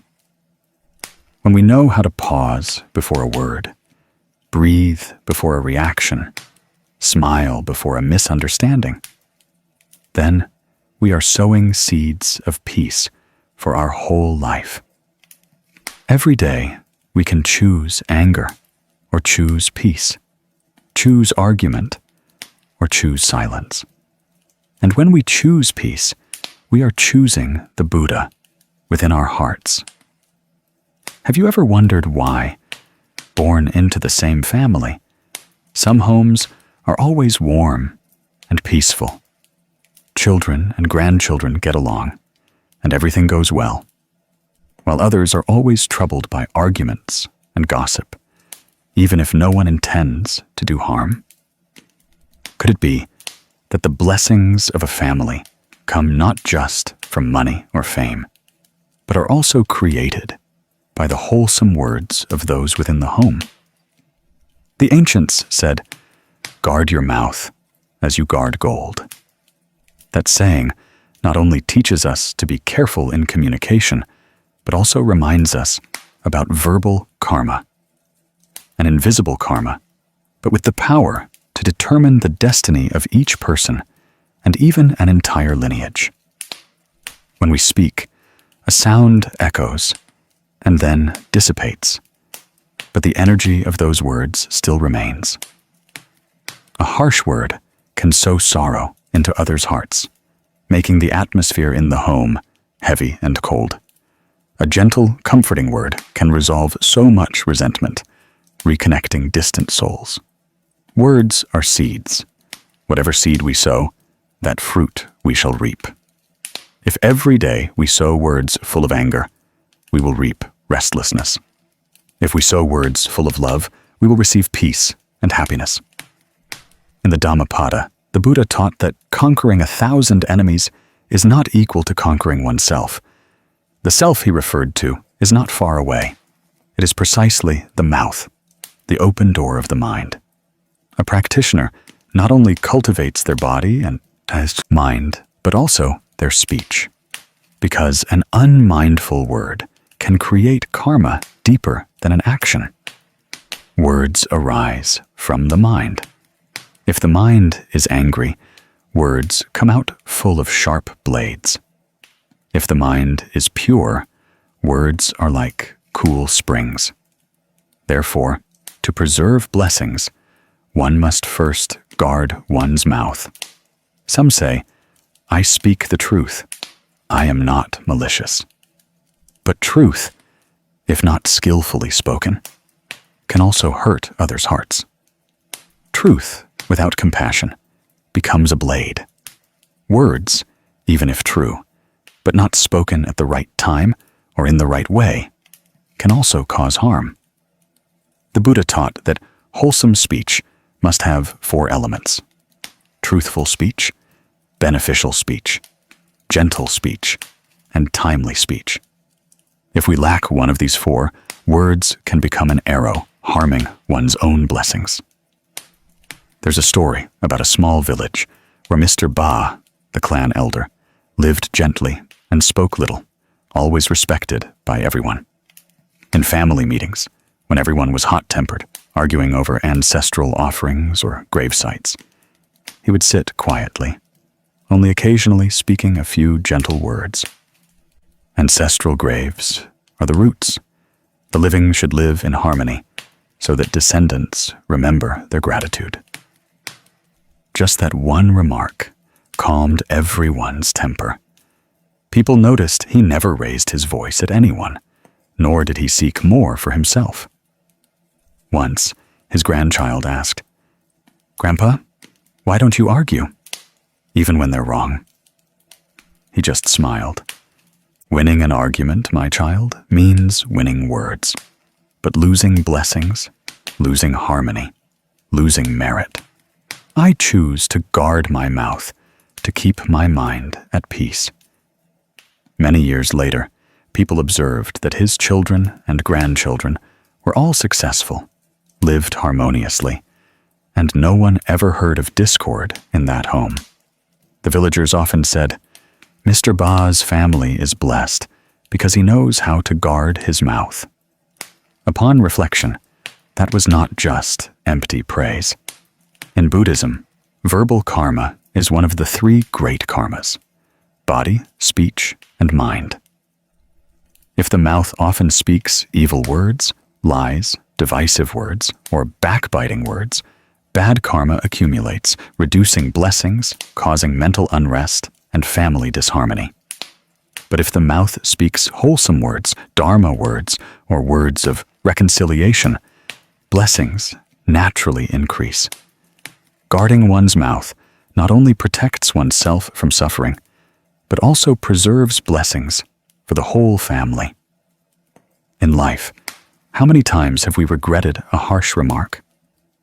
A time a child spoke harshly to their mother, then cried long tears after the mother was no more. A time a husband spoke cold words to his wife, causing love to gradually erode. A time we spoke judgmental words about someone, only to later realize we were not so different from them. Those words are like needles piercing people's hearts. Even if we apologize later, the wound still leaves a scar. Someone asked, "How can I guard my mouth when, in anger, words just pour out without time to stop?" The answer lies in mindfulness. When we have mindfulness, we will know what we are saying, to whom we are saying it, and from what state of mind. Before speaking, ask yourself, is this word necessary? Will it hurt anyone? Just by pausing for a beat, we have managed to save a relationship. Once, a mother named Mai recounted that she had 3 young children, and every day she had to deal with enough chaos in the house. One afternoon, her daughter accidentally dropped and broke her newly bought phone. In that moment, anger flared up. She wanted to scream loudly, but remembered what the abbess had taught. When angry, pause, take 3 deep breaths, then speak. She gently closed her eyes, inhaled and exhaled 3 times. When she opened her eyes, instead of shouting, she just said, "Does your hand hurt?" The child was startled, then burst into tears and hugged her mother. The anger dissipated like clouds after rain. From that day on, she called it the 3 magical breaths. Just 3 breaths, and a home was kept peaceful. Just one gentle word saved a tender heart from hurt. Guarding one's mouth is guarding one's blessings. Guarding blessings is preserving peace for the whole family. Every time you are about to say something, remember that words are like arrows. Once the bow is released, they cannot be retrieved. In the Anguttara Nikaya, the Buddha taught that the wise do not speak much, but the words they utter sow peace and happiness.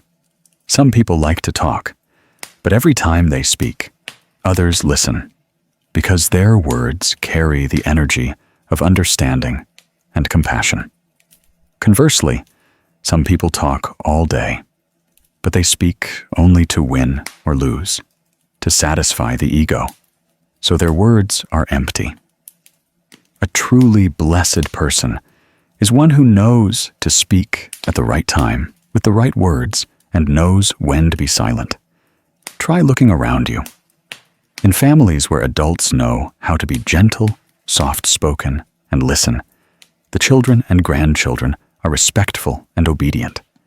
In families where words are always full of anger, scolding, and blame, the children and grandchildren gradually become irritable and distant. Every word parents speak is a seed sown in a child's heart. Sow wholesome words, and the child will blossom with goodness. Sow poisonous words, and the child will reap suffering. Therefore, the verbal virtue of parents is the blessing of their children. The ancients taught that one word can bring joy to the Buddha's door. One word can bring suffering to countless people. In a home, if just one person knows how to guard their words and their mind, the family already has a foundation of blessings. One who knows patience, the whole family finds peace. One who knows silence, the entire clan receives blessings. Guarding one's mouth is not timidity or fear, but an expression of wisdom for one who understands the Dharma. Knowing that all arguments only make the mind more restless, while silence at the right time is true strength. Guarding one's mouth is also guarding one's mind. When the mouth is silent, the mind has a chance to settle. When the mind settles, we see the true nature of things more clearly. Some think they are suffering a disadvantage by not reacting. But in reality, that person is accumulating blessings. Every time we are silent is every time we do not sow more unwholesome causes. Every time we know to pause is every time we sow seeds of peace. A Zen master once said, "Words spoken are like water poured out, cannot be drawn back. But if you know how to maintain silence, you will hear the voice of your own heart." Silence is not escaping, but looking deeply into the mind to see what is truly important. Many relationships break not due to lack of love, but due to an excess of words. Before love could be expressed in action, words of blame had already caused hurt. One who understands the Dharma needs no argument to prove themselves right. They just need to keep their mind at peace, to reflect on everything. Sometimes, words are spoken only to maintain harmony, not to win, because they know that winning an argument is not equal to conquering the anger in one's heart. And every time that anger is conquered, blessings increase. A family, a clan, or even a whole community is kept peaceful thanks to those who know how to guard their words. Guarding words is not just keeping promises, but also preventing unwholesome words from escaping.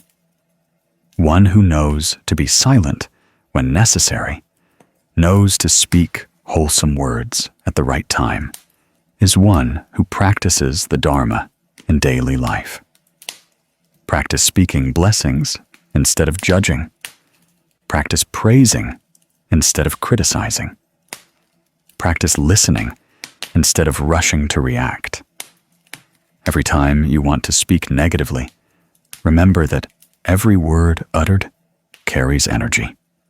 If we speak in anger, that energy returns to us, causing our minds to suffer more. If we speak with compassion, that energy spreads, bringing peace to both ourselves and others. A person's blessings not only come from good deeds, charity, or chanting sutras, but also from how we use words every day. Every time we restrain a harsh word, we avoid karma. Every time we speak a wholesome word, we open another door to blessings. Therefore, guarding one's mouth is guarding one's blessings, not just advice, but a spiritual practice.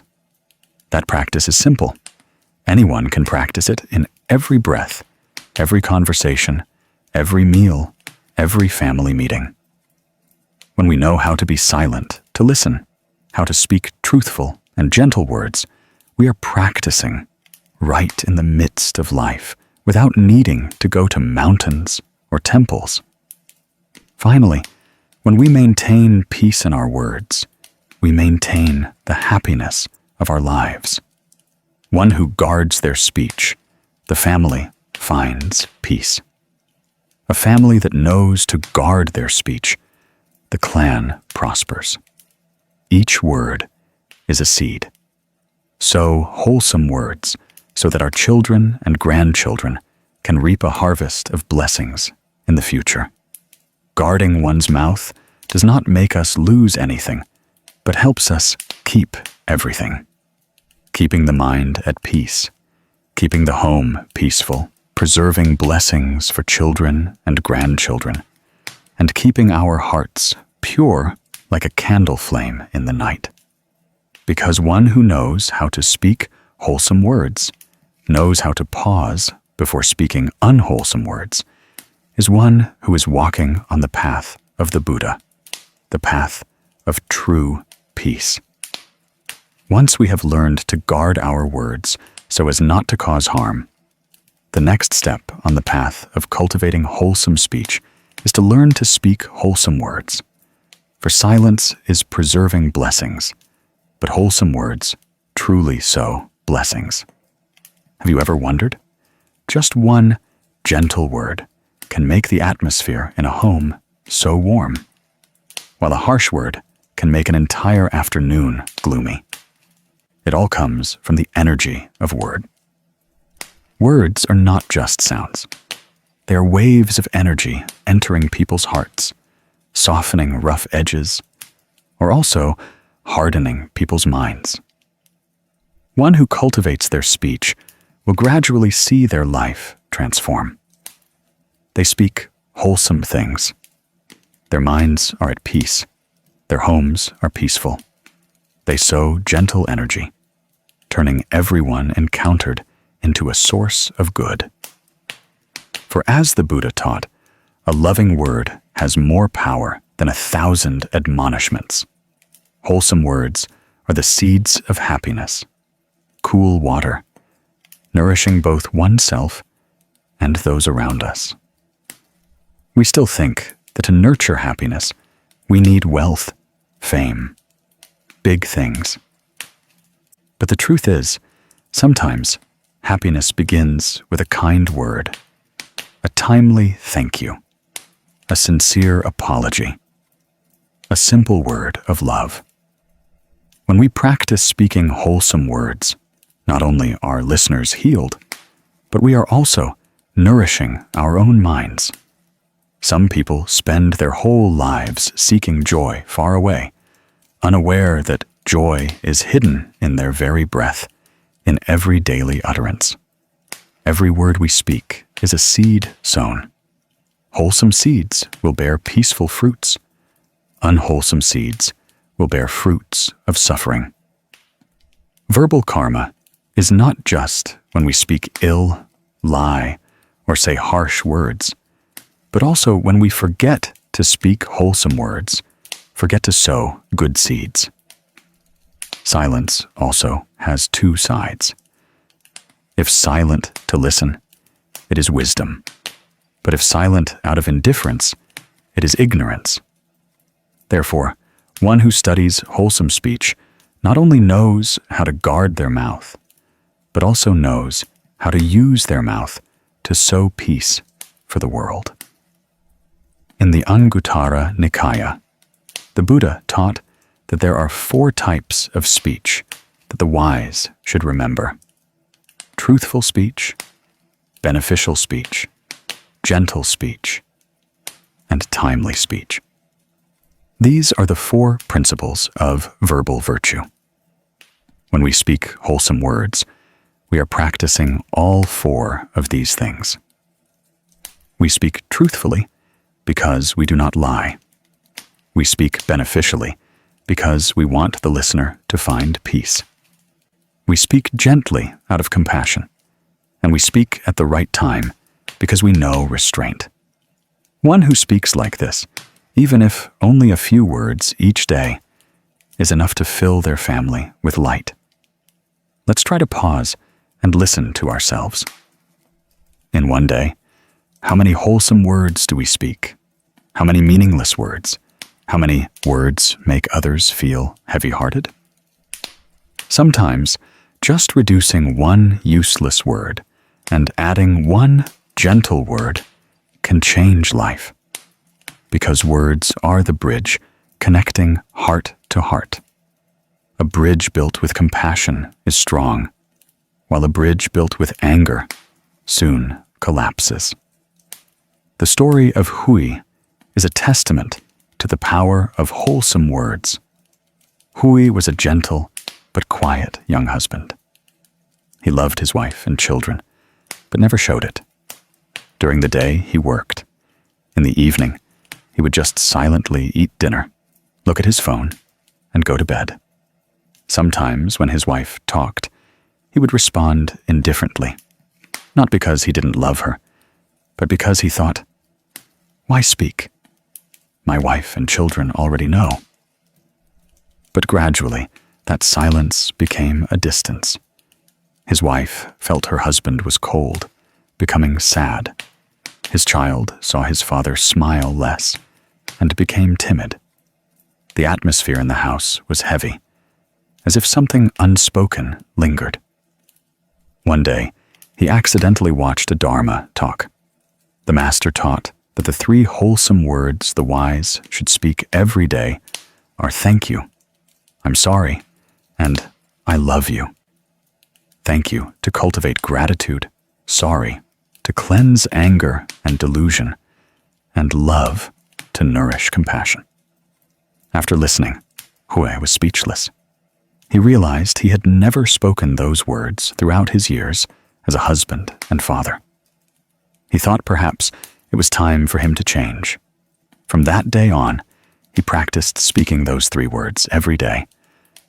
At first, his thank you was a little awkward. When his wife served dinner, he softly said, "Thank you, dear." His wife looked at him in surprise, then smiled. The next day, he accidentally dropped a glass of water. He said, "I'm sorry." His son, standing nearby, widened his eyes, then ran to help his father pick up the glass. That evening, before bed, he told his wife, "I love you and our children very much." The seemingly simple words made his wife burst into tears. Perhaps it had been years since she last heard that phrase. From that day on, the atmosphere in the house changed. His wife smiled more. His children were more well-behaved. Dinners were no longer silent. Instead of silence, everyone spoke gentle words to each other. Their small home became warm, as if lit by a lamp of compassion. The villagers said, "Hui's family is blessed these days. Husband and wife love each other more than before." He just smiled, for he understood those blessings were not far away. Blessings came from the 3 wholesome words he spoke every day. 1 wholesome word can change a day. 10 wholesome words can change a month. And a wholesome habit can change an entire life. One who speaks wholesome words doesn't need to be wealthy, yet makes others feel warm-hearted. While one who speaks bitter words, even if they have wealth, still pushes others away. Therefore, words are the cause. Happiness is the fruit. Sow wholesome causes, reap peaceful fruits. If we look deeper with the light of the Dharma, we will see that words are not just a means of communication, but also an expression of the mind. As the mind is, so are the words. If the mind is at peace, words are gentle. If the mind is angry, words are harsh. If the mind is greedy, words are cunning. Therefore, to have wholesome words, one must first cultivate the mind. When the mind is pure, the mouth will naturally speak pure words. When the mind is kind, words will naturally be gentle. Many people try to force themselves to speak gently, but still feel annoyed inside. That is just temporary suppression. A true practitioner transforms from within. When compassion arises in the heart, words naturally soften. When gratitude arises in the heart, words naturally become sincere. In daily life, wholesome words don't necessarily have to be grand words. Sometimes they're just gentle, small phrases we say to loved ones. Mom, you've worked hard. Thank you, Dad. Wishing you a peaceful day. Just that is enough to make the listener feel warm. At work, a word of encouragement, a motivating sentence, can help colleagues overcome weariness. In marriage, a timely apology can resolve an entire argument. In parent-child relationships, a loving word can reconnect the fraying thread of love. The ancients taught that words cost no money. Choose your words to please one another. But one who studies Buddhism understands that speaking to please others is not enough. One must speak so that listeners find peace and clarity. Because sometimes, words that please people can cause harm. Sometimes blunt words help them awaken. Therefore, speaking wholesome words is not always sweet talk. Sometimes it must be truthful words, but full of compassion. Like a mother scolding her child out of love. Like a teacher reminding a student because they want the student to progress. Wholesomeness is not just in the sound, but in the intention behind it. Try practicing the 3 wholesome words every day. Wake up in the morning and speak words of gratitude. Thank life. Thank loved ones. Thank myself for still having the opportunity to live. At noon, if you accidentally upset someone, say, I'm sorry. Not because you are wrong, but because you understand. And in the evening before bed, speak words of love. I love this family. I love myself. I love life. Just by doing this, your mind will settle and your heart will warm. Many people ask, do wholesome words truly bring blessings? The answer is yes. In the scriptures, the Buddha once taught that one who speaks wholesome words will accumulate verbal virtue. Verbal virtue is like the root of a tree of blessings. For a tree of blessings to flourish, it must have strong roots. And that root is gentle words. One with verbal virtue is loved wherever they go. Whatever they say is listened to. Whatever they wish for is easily achieved because they do not create opposing energy. Conversely, one who often speaks bitter words, even if talented, easily encounters obstacles because heavy verbal karma reduces blessings. Often we find ourselves facing misfortune, not because someone harmed us, but because our own words inadvertently sowed bad seeds. A remark that saddens someone, a lie that makes someone lose trust. These are all causes. And when these causes accumulate, the fruits will manifest. One who understands this will not dare to utter words carelessly. Wholesome words not only bring blessings to the speaker, but also sow blessings for the whole family. When parents in a home speak gentle words, children will learn to follow.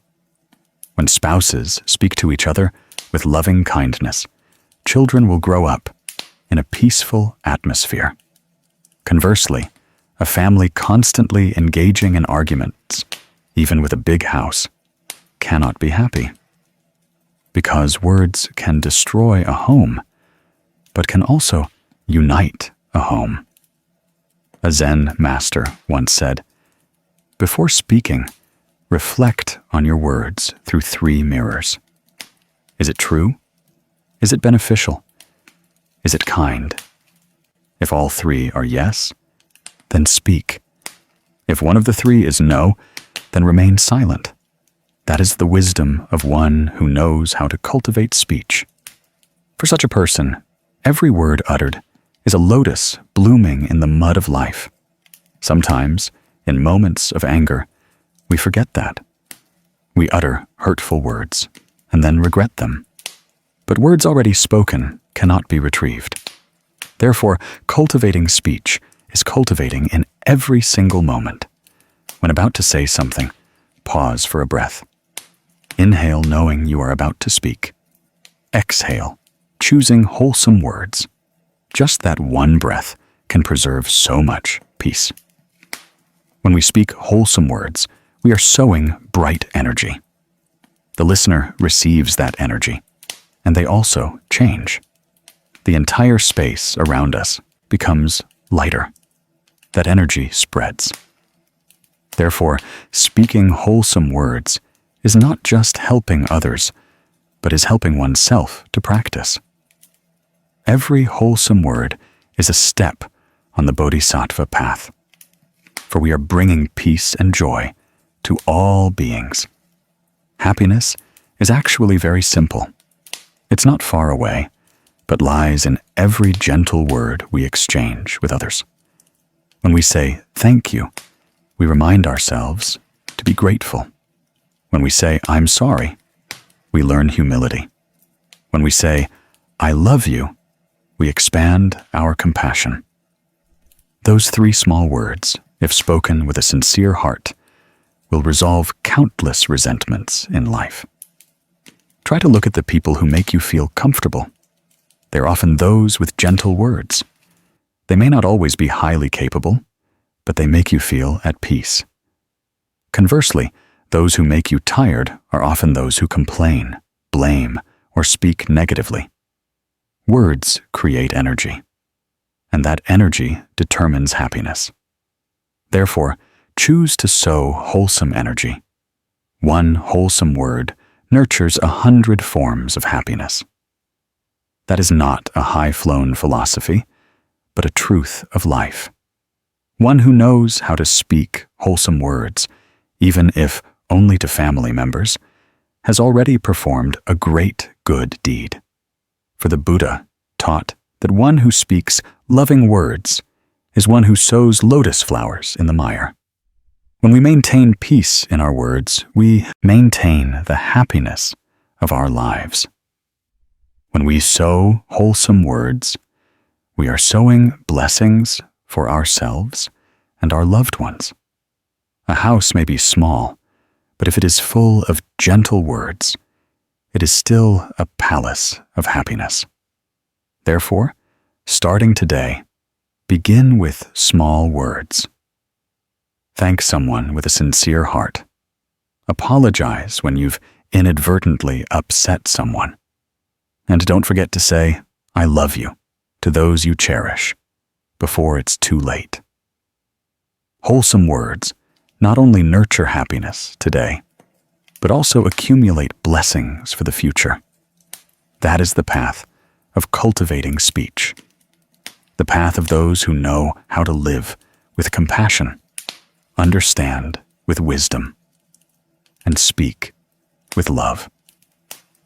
Have you ever sat in a crowded coffee shop, surrounded by voices, laughter, and ringing phones, and suddenly felt tired because your mind couldn't find a moment of quiet. In today's world, people are more connected than ever, but ironically, also lonelier and more confused than ever. We talk more, react faster, share more, yet seem to understand each other less. Have you ever wondered, amidst thousands of words each day, where is the true voice of yourself? And where is the silence that your soul needs? The Buddha once taught that one who knows to be silent at the right time is a wise person. That saying may sound simple, but it conceals a deeper layer of awakening. Because silence is not just not speaking, but complete listening, a way to return to one's breath, to inner stillness. Those who study Buddhism know that a peaceful body is a blessing, and a calm mind is wisdom. And to have a calm mind, one must learn the art of silence. Silence is not escaping, not weakness, but the way we choose not to let the noisy world drag us into the whirlwind of winning and losing, right and wrong, arguments. Amidst arguments, one who maintains silence is one who maintains themselves. Someone asked, "Why should we be silent when everything is so noisy?" Because the noisier the world, the more tired people's hearts become. We are not tired by external sounds, but by the echoes resounding in our minds. Every time we react, every time we argue, every time we have to prove ourselves right, we lose another part of our peace. But when we are silent, we are pausing to breathe, to observe, to understand. It is in that moment of silence that we have the opportunity to see more clearly the root of our emotions, to see what is influencing us. Sometimes it's pride, sometimes it's fear, sometimes it's just the ego wanting to be acknowledged. Silence helps us see ourselves and thereby transform. Fang is a young office worker. He always keeps up with trends, always has opinions, always ready to comment on any topic on social media. Every day, Fang scrolled for hours, read every comment, reacted to every post.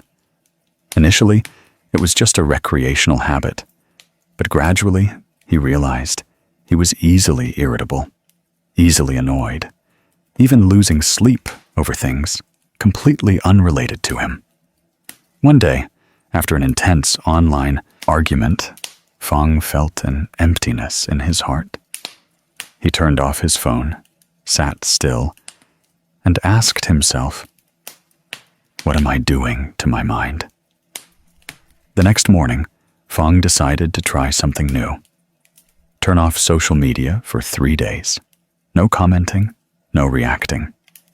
The first day, he felt empty and uncomfortable, like someone missing a habit. But by the third day, his mind gradually calmed. He noticed the birds outside the window, noticed the sound of the wind, the rustling of leaves. He found he had time to read, time to eat more slowly, time to listen to his parents talk. By the 7th day, when he turned on his phone, Fang felt he no longer wanted to rush into that world as before. He said that those 7 days of silence were 7 days he understood himself more than in all the past years. Fang didn't become someone who shunned social media, but he learned that not reacting is also a way of reacting. When we don't rush to respond, we are sending a profound message. We choose peace, not disturbance. Silence of an understanding person is not indifference, but a respect for one's own energy. Because every time we react, we exchange inner peace to win a point in words. And if correct words cause mental agitation, they are no longer truly correct. In Buddhism, there's a concept called right speech, truthful, harmonious, gentle, and timely words. But to achieve right speech, one must first have mindfulness. When the mind is not steady, it is hard to speak wholesome words. Therefore, the art of silence is not just ceasing to speak, but cultivating mindfulness before uttering any words. Every time you are about to react, ask yourself, is this word necessary? Will it make the listener feel lighter? Will it make my heart more peaceful? If all three answers are no, then silence is the right choice. The Buddha taught that when the mind is awake, all things are awake. We often try to make others understand us, but we forget that only when we understand ourselves do we no longer need to prove anything else. In some arguments, we think that winning with words means winning a point of truth, but in reality, it means losing serenity. One who wins with words may not necessarily win in their heart, but one who knows silence, who knows how to return to their breath, is truly the master. Because silence is the wisdom of one who knows that not everything needs to be said, and not everyone needs to understand them. In modern life, everyone is caught in the flow of sounds and information. We open our eyes and see news, open our phones and see comments, open our mouths and have something to discuss. The human mind nowadays rarely gets to rest. Even during meals, while walking, or when lying down to rest, we still have to listen, to speak, to share. That's why the mind easily gets tired, the head easily gets muddled, and the heart easily fills with worries. Some say, I'm silent because I'm afraid people will think I'm weak. But in reality, the strongest person is the one who knows when to stop at the right time. In a fit of anger, stopping without speaking is conquering oneself. During an argument, choosing silence is protecting the mind's energy. A friend who practices the Dharma on the Zen Buddhist channel once said, "In the past, I loved to argue because I thought that speaking out was a way for people to understand me. But the more I spoke, the more distant I felt from others. Until I practiced truly listening in silence, I realized that understanding doesn't come from speaking, but from listening. Sometimes our loved ones just need to be listened to, not advised. But because we are so afraid of silence, we always fill the void with words, making things that could have healed become heavier. Silence is the foundation of meditation. When meditating, we don't speak, we don't judge, we just observe. The angry mind calms down, the breath becomes lighter, the heart brightens. That is when we can feel the profound inner stillness. When the mind is silent, the world is also silent. Not because there are no external sounds, but because we are no longer caught up in them. One who achieves inner stillness is not afraid of noise, because they carry peace in every step, every breath. And such a person, even living in the hustle and bustle of life, is still like being in a temple. The art of maintaining silence is not just during practice, but in everyday life. When someone says something that hurts us, instead of reacting immediately, pause, breathe, and acknowledge the emotion rising. When someone misunderstands us, instead of trying to justify ourselves, smile, because time will be the answer. When you see an injustice online, instead of rushing to comment, ask your heart if those words will truly help anything. Every time we pause is a time we are practicing silence. Every time we are silent is a time we are cultivating. In the Majjhima Nikaya, the Buddha once said, "One who knows when to speak and when to be silent, that person is a sage." Timely silence does not make us lose our voice, but makes our voice more valuable, because people only listen when they sense the peaceful energy in those words. Words from a calm mind have more power than 100 words spoken in anger. The wise do not need to speak much, for they understand that truth needs no noise, just like a lake. Only when the water is still can it reflect the moon. But when it's turbulent, no matter how bright the moon, one sees nothing but ripples. Someone once asked the Zen Buddhist channel, "How can I practice silence in a world that is too noisy?" I said, "Start with the smallest thing. Every morning before opening your phone, sit still for 1 minute just to breathe. When someone says something that annoys you, pause for a breath before responding. When you feel like arguing, ask yourself, is this truly important for my happiness?" Just one breath of pausing is one step back. Gradually, you will realize that silence is not difficult. It's just that we're not used to it enough. Once, a Zen master said, "When you speak, you only repeat what you already know. When you are silent, you can hear something new." Silence opens the door to learning. We learn from life, from others, from the very emotions in our hearts. Noisy people hear nothing but their own voices. Silent people hear the sound of the wind, the flowers, and the suffering of all beings. That's why practitioners often speak less, because they are listening deeper, understanding broader, feeling more. Amidst the noisy world, maintaining silence does not mean isolating oneself, but living more deeply.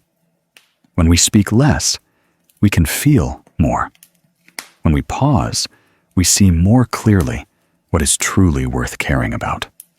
That silence is not for distancing oneself, but for loving more fully. When our hearts are at peace, words naturally become gentle, eyes naturally become kind, and the world around us also calms. That is the power of silence. No need to prove, no need to argue, just abiding in stillness. We are spreading peace to others. When he finished his 7 days of silence, Fong said something I'll always remember. Before, I thought silence was losing connection. Now I understand that silence is truly reconnecting with myself. That statement is like a lesson for all of us. Amidst countless voices, find your own breath. Amidst thousands of opinions, preserve a moment of quiet in your heart. Not reacting does not mean being insensitive, but choosing the deepest way to react. Because in truth, silence is sometimes the most powerful statement. It requires no sound, but makes others pause and think. It causes no harm, but can awaken. And every time we choose silence, we are choosing peace. When we maintain peace in silence, we maintain the happiness of our lives. Have you ever wondered why just one word can make someone remember it forever, whether it brings us joy or sorrow? Have you ever suddenly regretted a casual remark that hurt a loved one, even if you had no ill intention in your heart? Humans speak a lot, hundreds of sentences every day, but rarely pause to see what energy those words carry. Some words are like morning sun, warming people's hearts, but others are like sharp knives, cutting deep into the soul.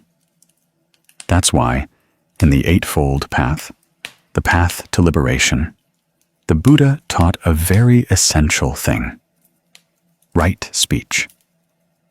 Right speech is not about speaking eloquently or skillfully, but about speaking truthfully, kindly, in accordance with the Dharma, and at the right time.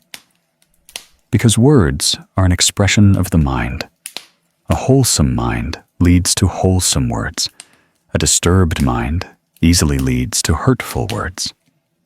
When we learn to speak with the right speech, we are learning to master our minds. In a life full of conflicts, maintaining right speech is also maintaining peace. Because when speech is peaceful, the heart will be at peace, and relationships around us will also be peaceful. Let's look back at most of the suffering among people. It doesn't come from big actions, but starts from small words. A lie destroys trust. Divisive words fracture family bonds. Harsh words cause others to carry hurt. Meaningless words waste time. The Buddha taught that there are 4 things a practitioner must avoid in speech: not lying, not engaging in divisive speech, not speaking harshly, and not speaking uselessly. These 4 things may sound simple, but if truly maintained, that person is already walking on the path of peace and wisdom. When we lie, we think we are hiding something, but in reality, we are losing sincerity in our hearts. Every time we lie, our hearts tremble with fear of being discovered, and from that, the mind becomes restless. When we engage in divisive speech, we separate one person from another, sowing seeds of suspicion among people. Such words are like weed seeds. Just sow them once, and they are enough to grow in the listener's heart, causing them to drift apart forever. When we speak harshly, we cast out the energy of anger, and then that very energy returns to burn us. And when we speak useless words, we let our minds drift with unnecessary things, causing time and energy to be wasted meaninglessly.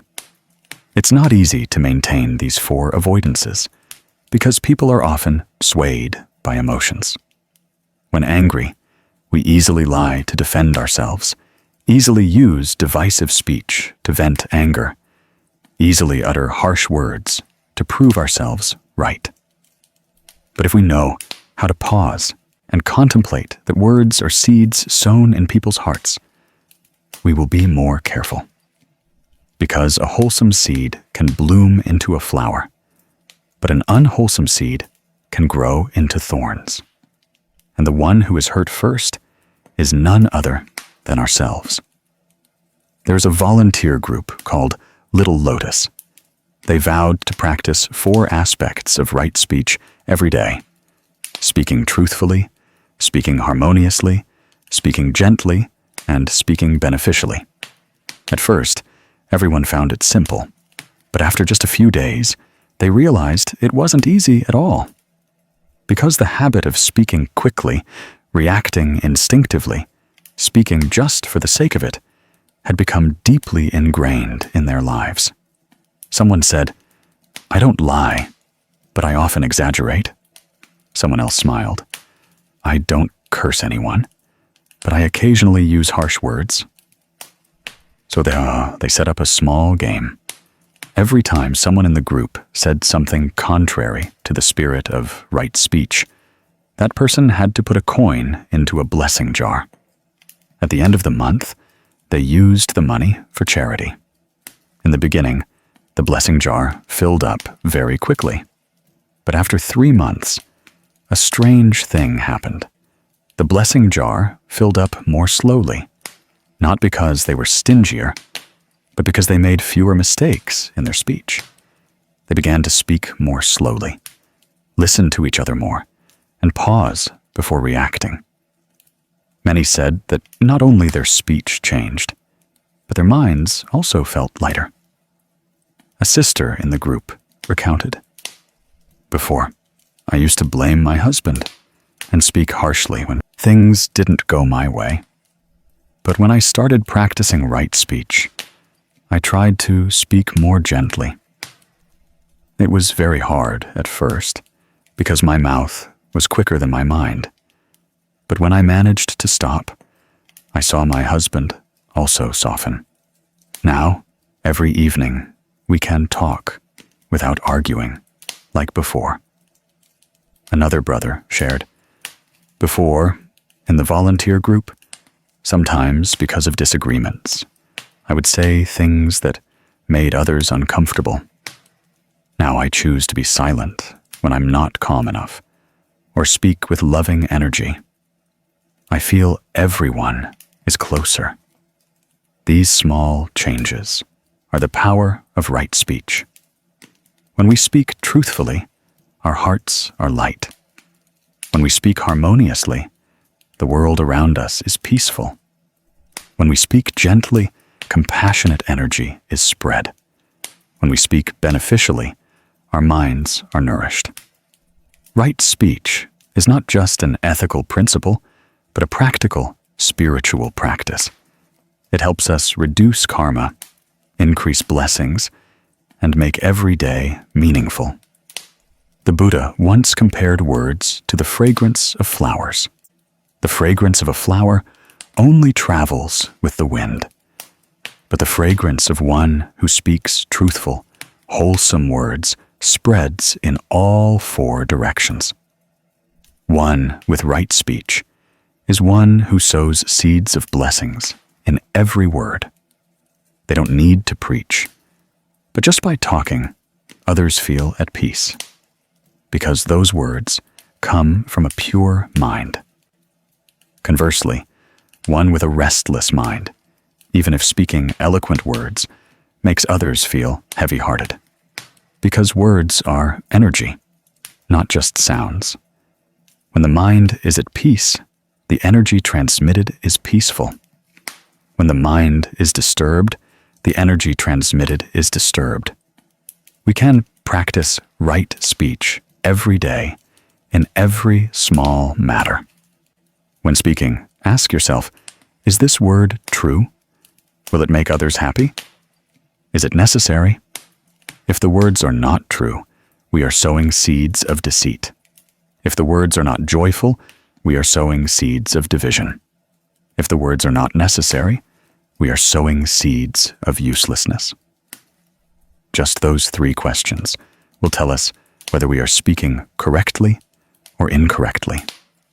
Many fear that maintaining right speech will make them too silent, unable to integrate.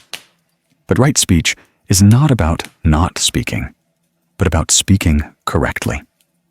Sometimes silence is right speech, but sometimes silence is indifference. Sometimes gentle words are wholesome, but sometimes strong words are also wholesome if they help others awaken. Right speech is knowing to speak according to conditions, not to hurt, but to guide towards understanding and love. In the scriptures, the Buddha taught, monks, speak words that are timely, speak words that are truthful, speak words that are gentle, speak words that are beneficial, speak with a compassionate mind. These 5 elements are the foundation of right speech. One who maintains these, their words are like a cool spring in the midday heat, refreshing dry hearts. A gentle word can save a life, while a harsh word can kill a relationship. Therefore, the wise choose to speak little but profoundly, while the deluded speak much but emptily. When we practice right speech, we will find our minds naturally calming, because when we have to weigh every word, we are forced to return to observe the mind. That mind will gradually be refined, like a jewel polished through each action. Right speech, therefore, is not just about refining speech, but refining the mind. The more we practice, the less angry, resentful, and reactive we become, because words have become a door to reflect on our inner self. One day, try starting your morning by making a vow. Today, I will only speak truthful, gentle, and beneficial words. Then, live that day fully in right speech. When night falls, you will feel very lighthearted, no longer regretting unintended words, no longer tired from arguments. You will sleep peacefully, knowing that today you did not create any more karma. If you maintain that habit, your life will gradually change. Relationships will become warmer. Work will be harmonious. And most importantly, you will feel closer to Buddhist faith. In the Little Lotus group, after months of practice, everyone gathered to reflect. They recounted, everyone felt an indescribable joy in their hearts. One person said, "Before, I thought practicing meant going to the temple and chanting many sutras. Now I understand that practicing is guarding one's mouth, guarding one's mind, speaking so that others listen and find peace." Another shared, "I used to be someone who spoke a lot of useless words, joking around for fun. But now I choose to speak less, and I clearly feel my mind is clearer, lighter." Hearing those words, I suddenly remembered the Buddha's teaching. Maintain right speech, and the mind will be pure. Life will be peaceful and joyful. Indeed, when the mouth is pure, the body is also easily purified, and the mind brightens. It all starts with words. Therefore, don't underestimate every small word. A wholesome word can open up good karma. An unwholesome word can close off fortunate conditions. A wise person is not someone who knows how to speak eloquently, but someone who knows how to speak correctly. In a family, if parents maintain right speech, children will learn how to speak wholesome words. At work, if leaders maintain right speech, the team will know how to respect each other. In society, if everyone practices right speech, the world will have fewer arguments, less hatred, and more understanding. Right speech is not far away. It is right in every sentence, every time we open our mouths. Every time we choose loving words instead of judgmental words, we are practicing. Every time we choose to listen instead of interrupting, we are practicing. And every time we choose silence when necessary, we are upholding precepts, maintaining. Right speech is like planting flowers. Every word is a seed. Whatever seed you sow, that flower will bloom. Today you sow gentle words. Tomorrow you will receive empathy. Today you sow truthful words. Tomorrow you will receive trust. Today you sow wholesome words. Tomorrow you will receive peace. Life is inherently fertile ground, just waiting for us to sow wholesome seeds. If you want to start, no need for anything profound. Just remember every morning that today I will speak truthfully. I will speak harmoniously. I will speak gently. I will speak beneficially. Like that, day after day, right speech will become a natural breath in life. And when your words become pure, your mind will also become pure. Remember that words can build or destroy, can heal or hurt. One who understands the Dharma does not use words to prove themselves, but to beautify the world. Because when words are peaceful, the heart is at peace. And when the heart is at peace, life naturally has less suffering. Practice speaking so that every sentence is a lotus blooming. Every word is a ray of light. When you maintain right speech, you are not just living in the world, but living in the Dharma. And when your words become wholesome, whether you are silent or speaking, others will feel peaceful when they are near you. How many times in your life have you said something and regretted it? A seemingly casual remark that hurt a loved one, a reactive statement spoken in anger that fractured a relationship, lost trust. We keep thinking that words are just sounds, fleeting breaths. But in reality, words are energy. Every word uttered is a seed. If it is a wholesome word, that seed blooms into happiness. But if it is a bitter word, that seed grows into sharp thorns, piercing both our own hearts and the hearts of others. The ancients taught that once a word is spoken, 4 horses cannot catch it. Because once words are uttered, no matter how much you regret, no matter how much you apologize, their traces remain in the listener's mind. The wound caused by words is invisible, but it lingers long. And sometimes, those very wounds are the cause of so much suffering in families, in relationships, in work. But if one day you know how to pause, to listen, to choose silence instead of reacting, you will realize that peace has never left you. It has always been there. You just haven't been aware enough to touch it. When we speak less, when we argue less, when we keep our minds from stirring with rivalry, our lives will naturally lighten. The Buddha taught that in the Eightfold Path, there is an important element called right speech. Right speech is speaking truthfully, gently, words that bring harmony, words that bring benefit. When we speak with a wholesome mind, with good intentions, those words are like cool water, soothing the fires of anger in others' hearts.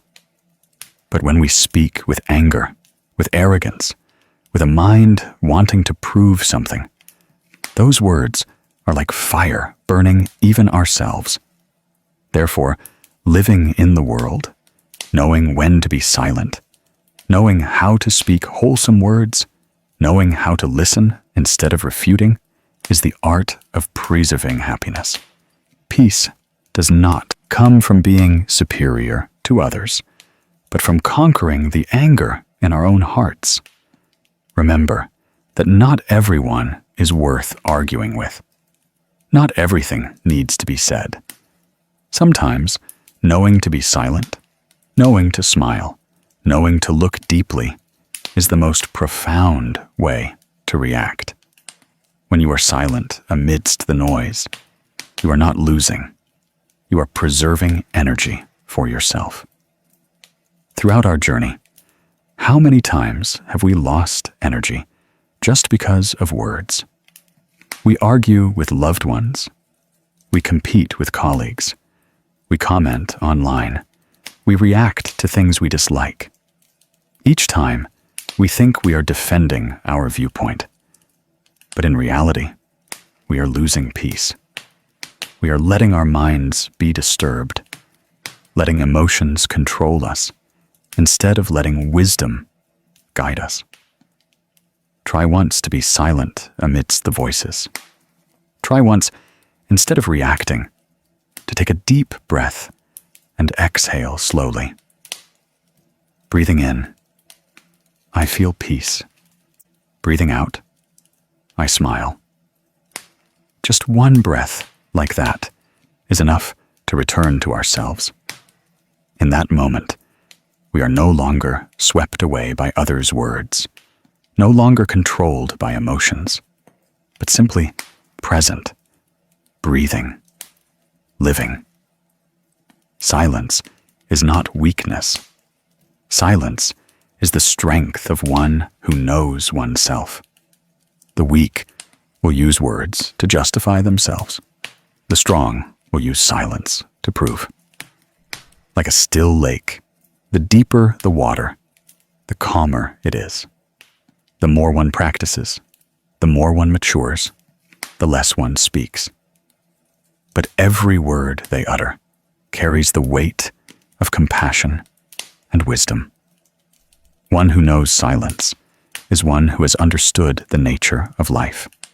They don't need to conquer anyone, don't need to prove anything. Because they know that the most worthy thing to conquer is their own hot temper.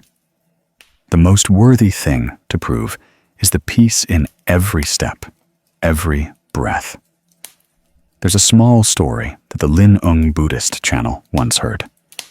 A young monk came to ask his master, "Reverend, I have practiced for many years, but why is my mind still full of anger?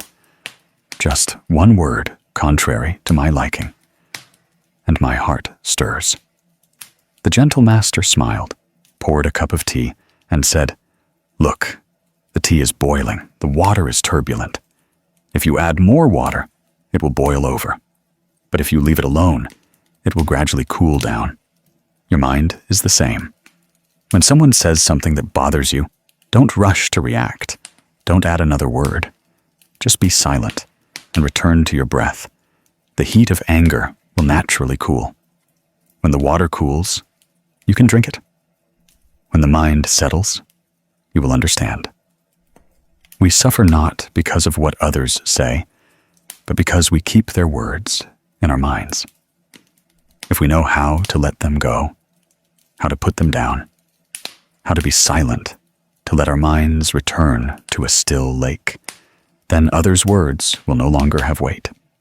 Just like wind blowing across the surface of water, only the surface moves, but the deep lake cannot be touched by the wind. One who studies Buddhism first learns how to guard their mind.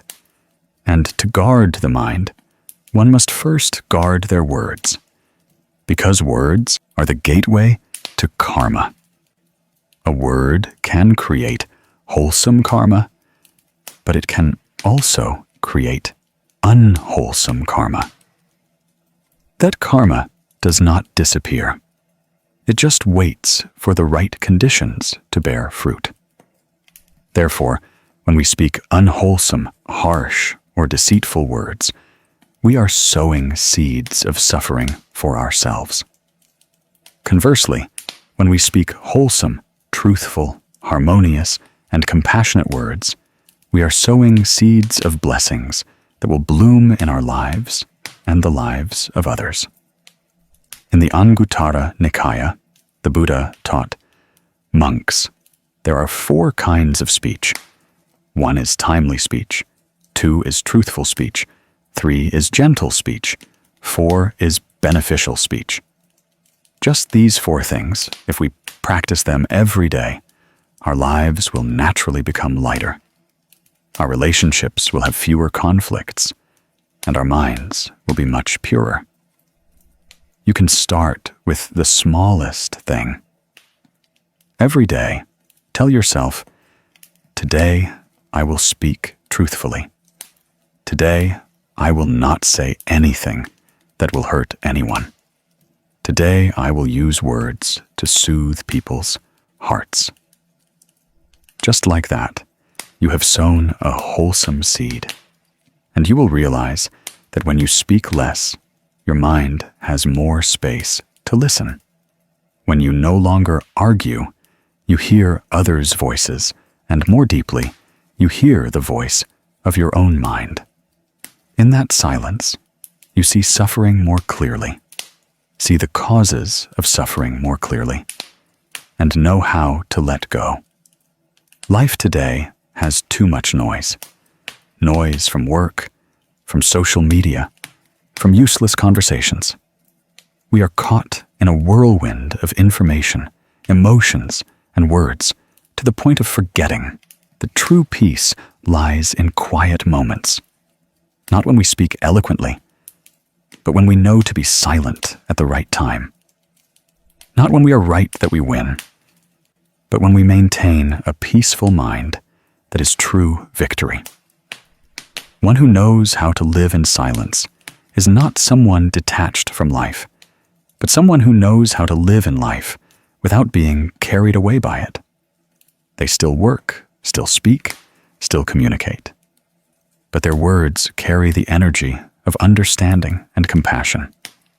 When they speak, listeners feel comfortable. When they are silent, others feel peaceful. Imagine if in a family, each person knew how to speak wholesome words, knew how to listen to each other, knew how to be silent at the right time, how warm that family would be. The wife wouldn't use words to blame. The husband wouldn't use words to compete. The children wouldn't use words to resist. But everyone would speak from a heart of understanding and love. At that moment, the house doesn't need to be big, but happiness overflows. In the community, too, when we know how to guard our words, how to speak kindly, how to be silent when necessary, we are contributing to building a more peaceful environment. A society will have fewer divisions if each person reduces one judgmental remark and adds one word of empathy.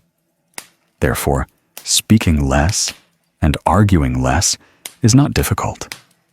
It only requires each person to have a little more mindfulness before speaking, a little more compassion in dialogue. And then suffering will naturally lessen, and life will be peaceful. Let this conclusion be a gentle reminder. Speak less to clear the mind. Reduce words to calm the heart. Avoid arguments to preserve blessings. Because blessings are not in winning an argument, but in not hurting anyone.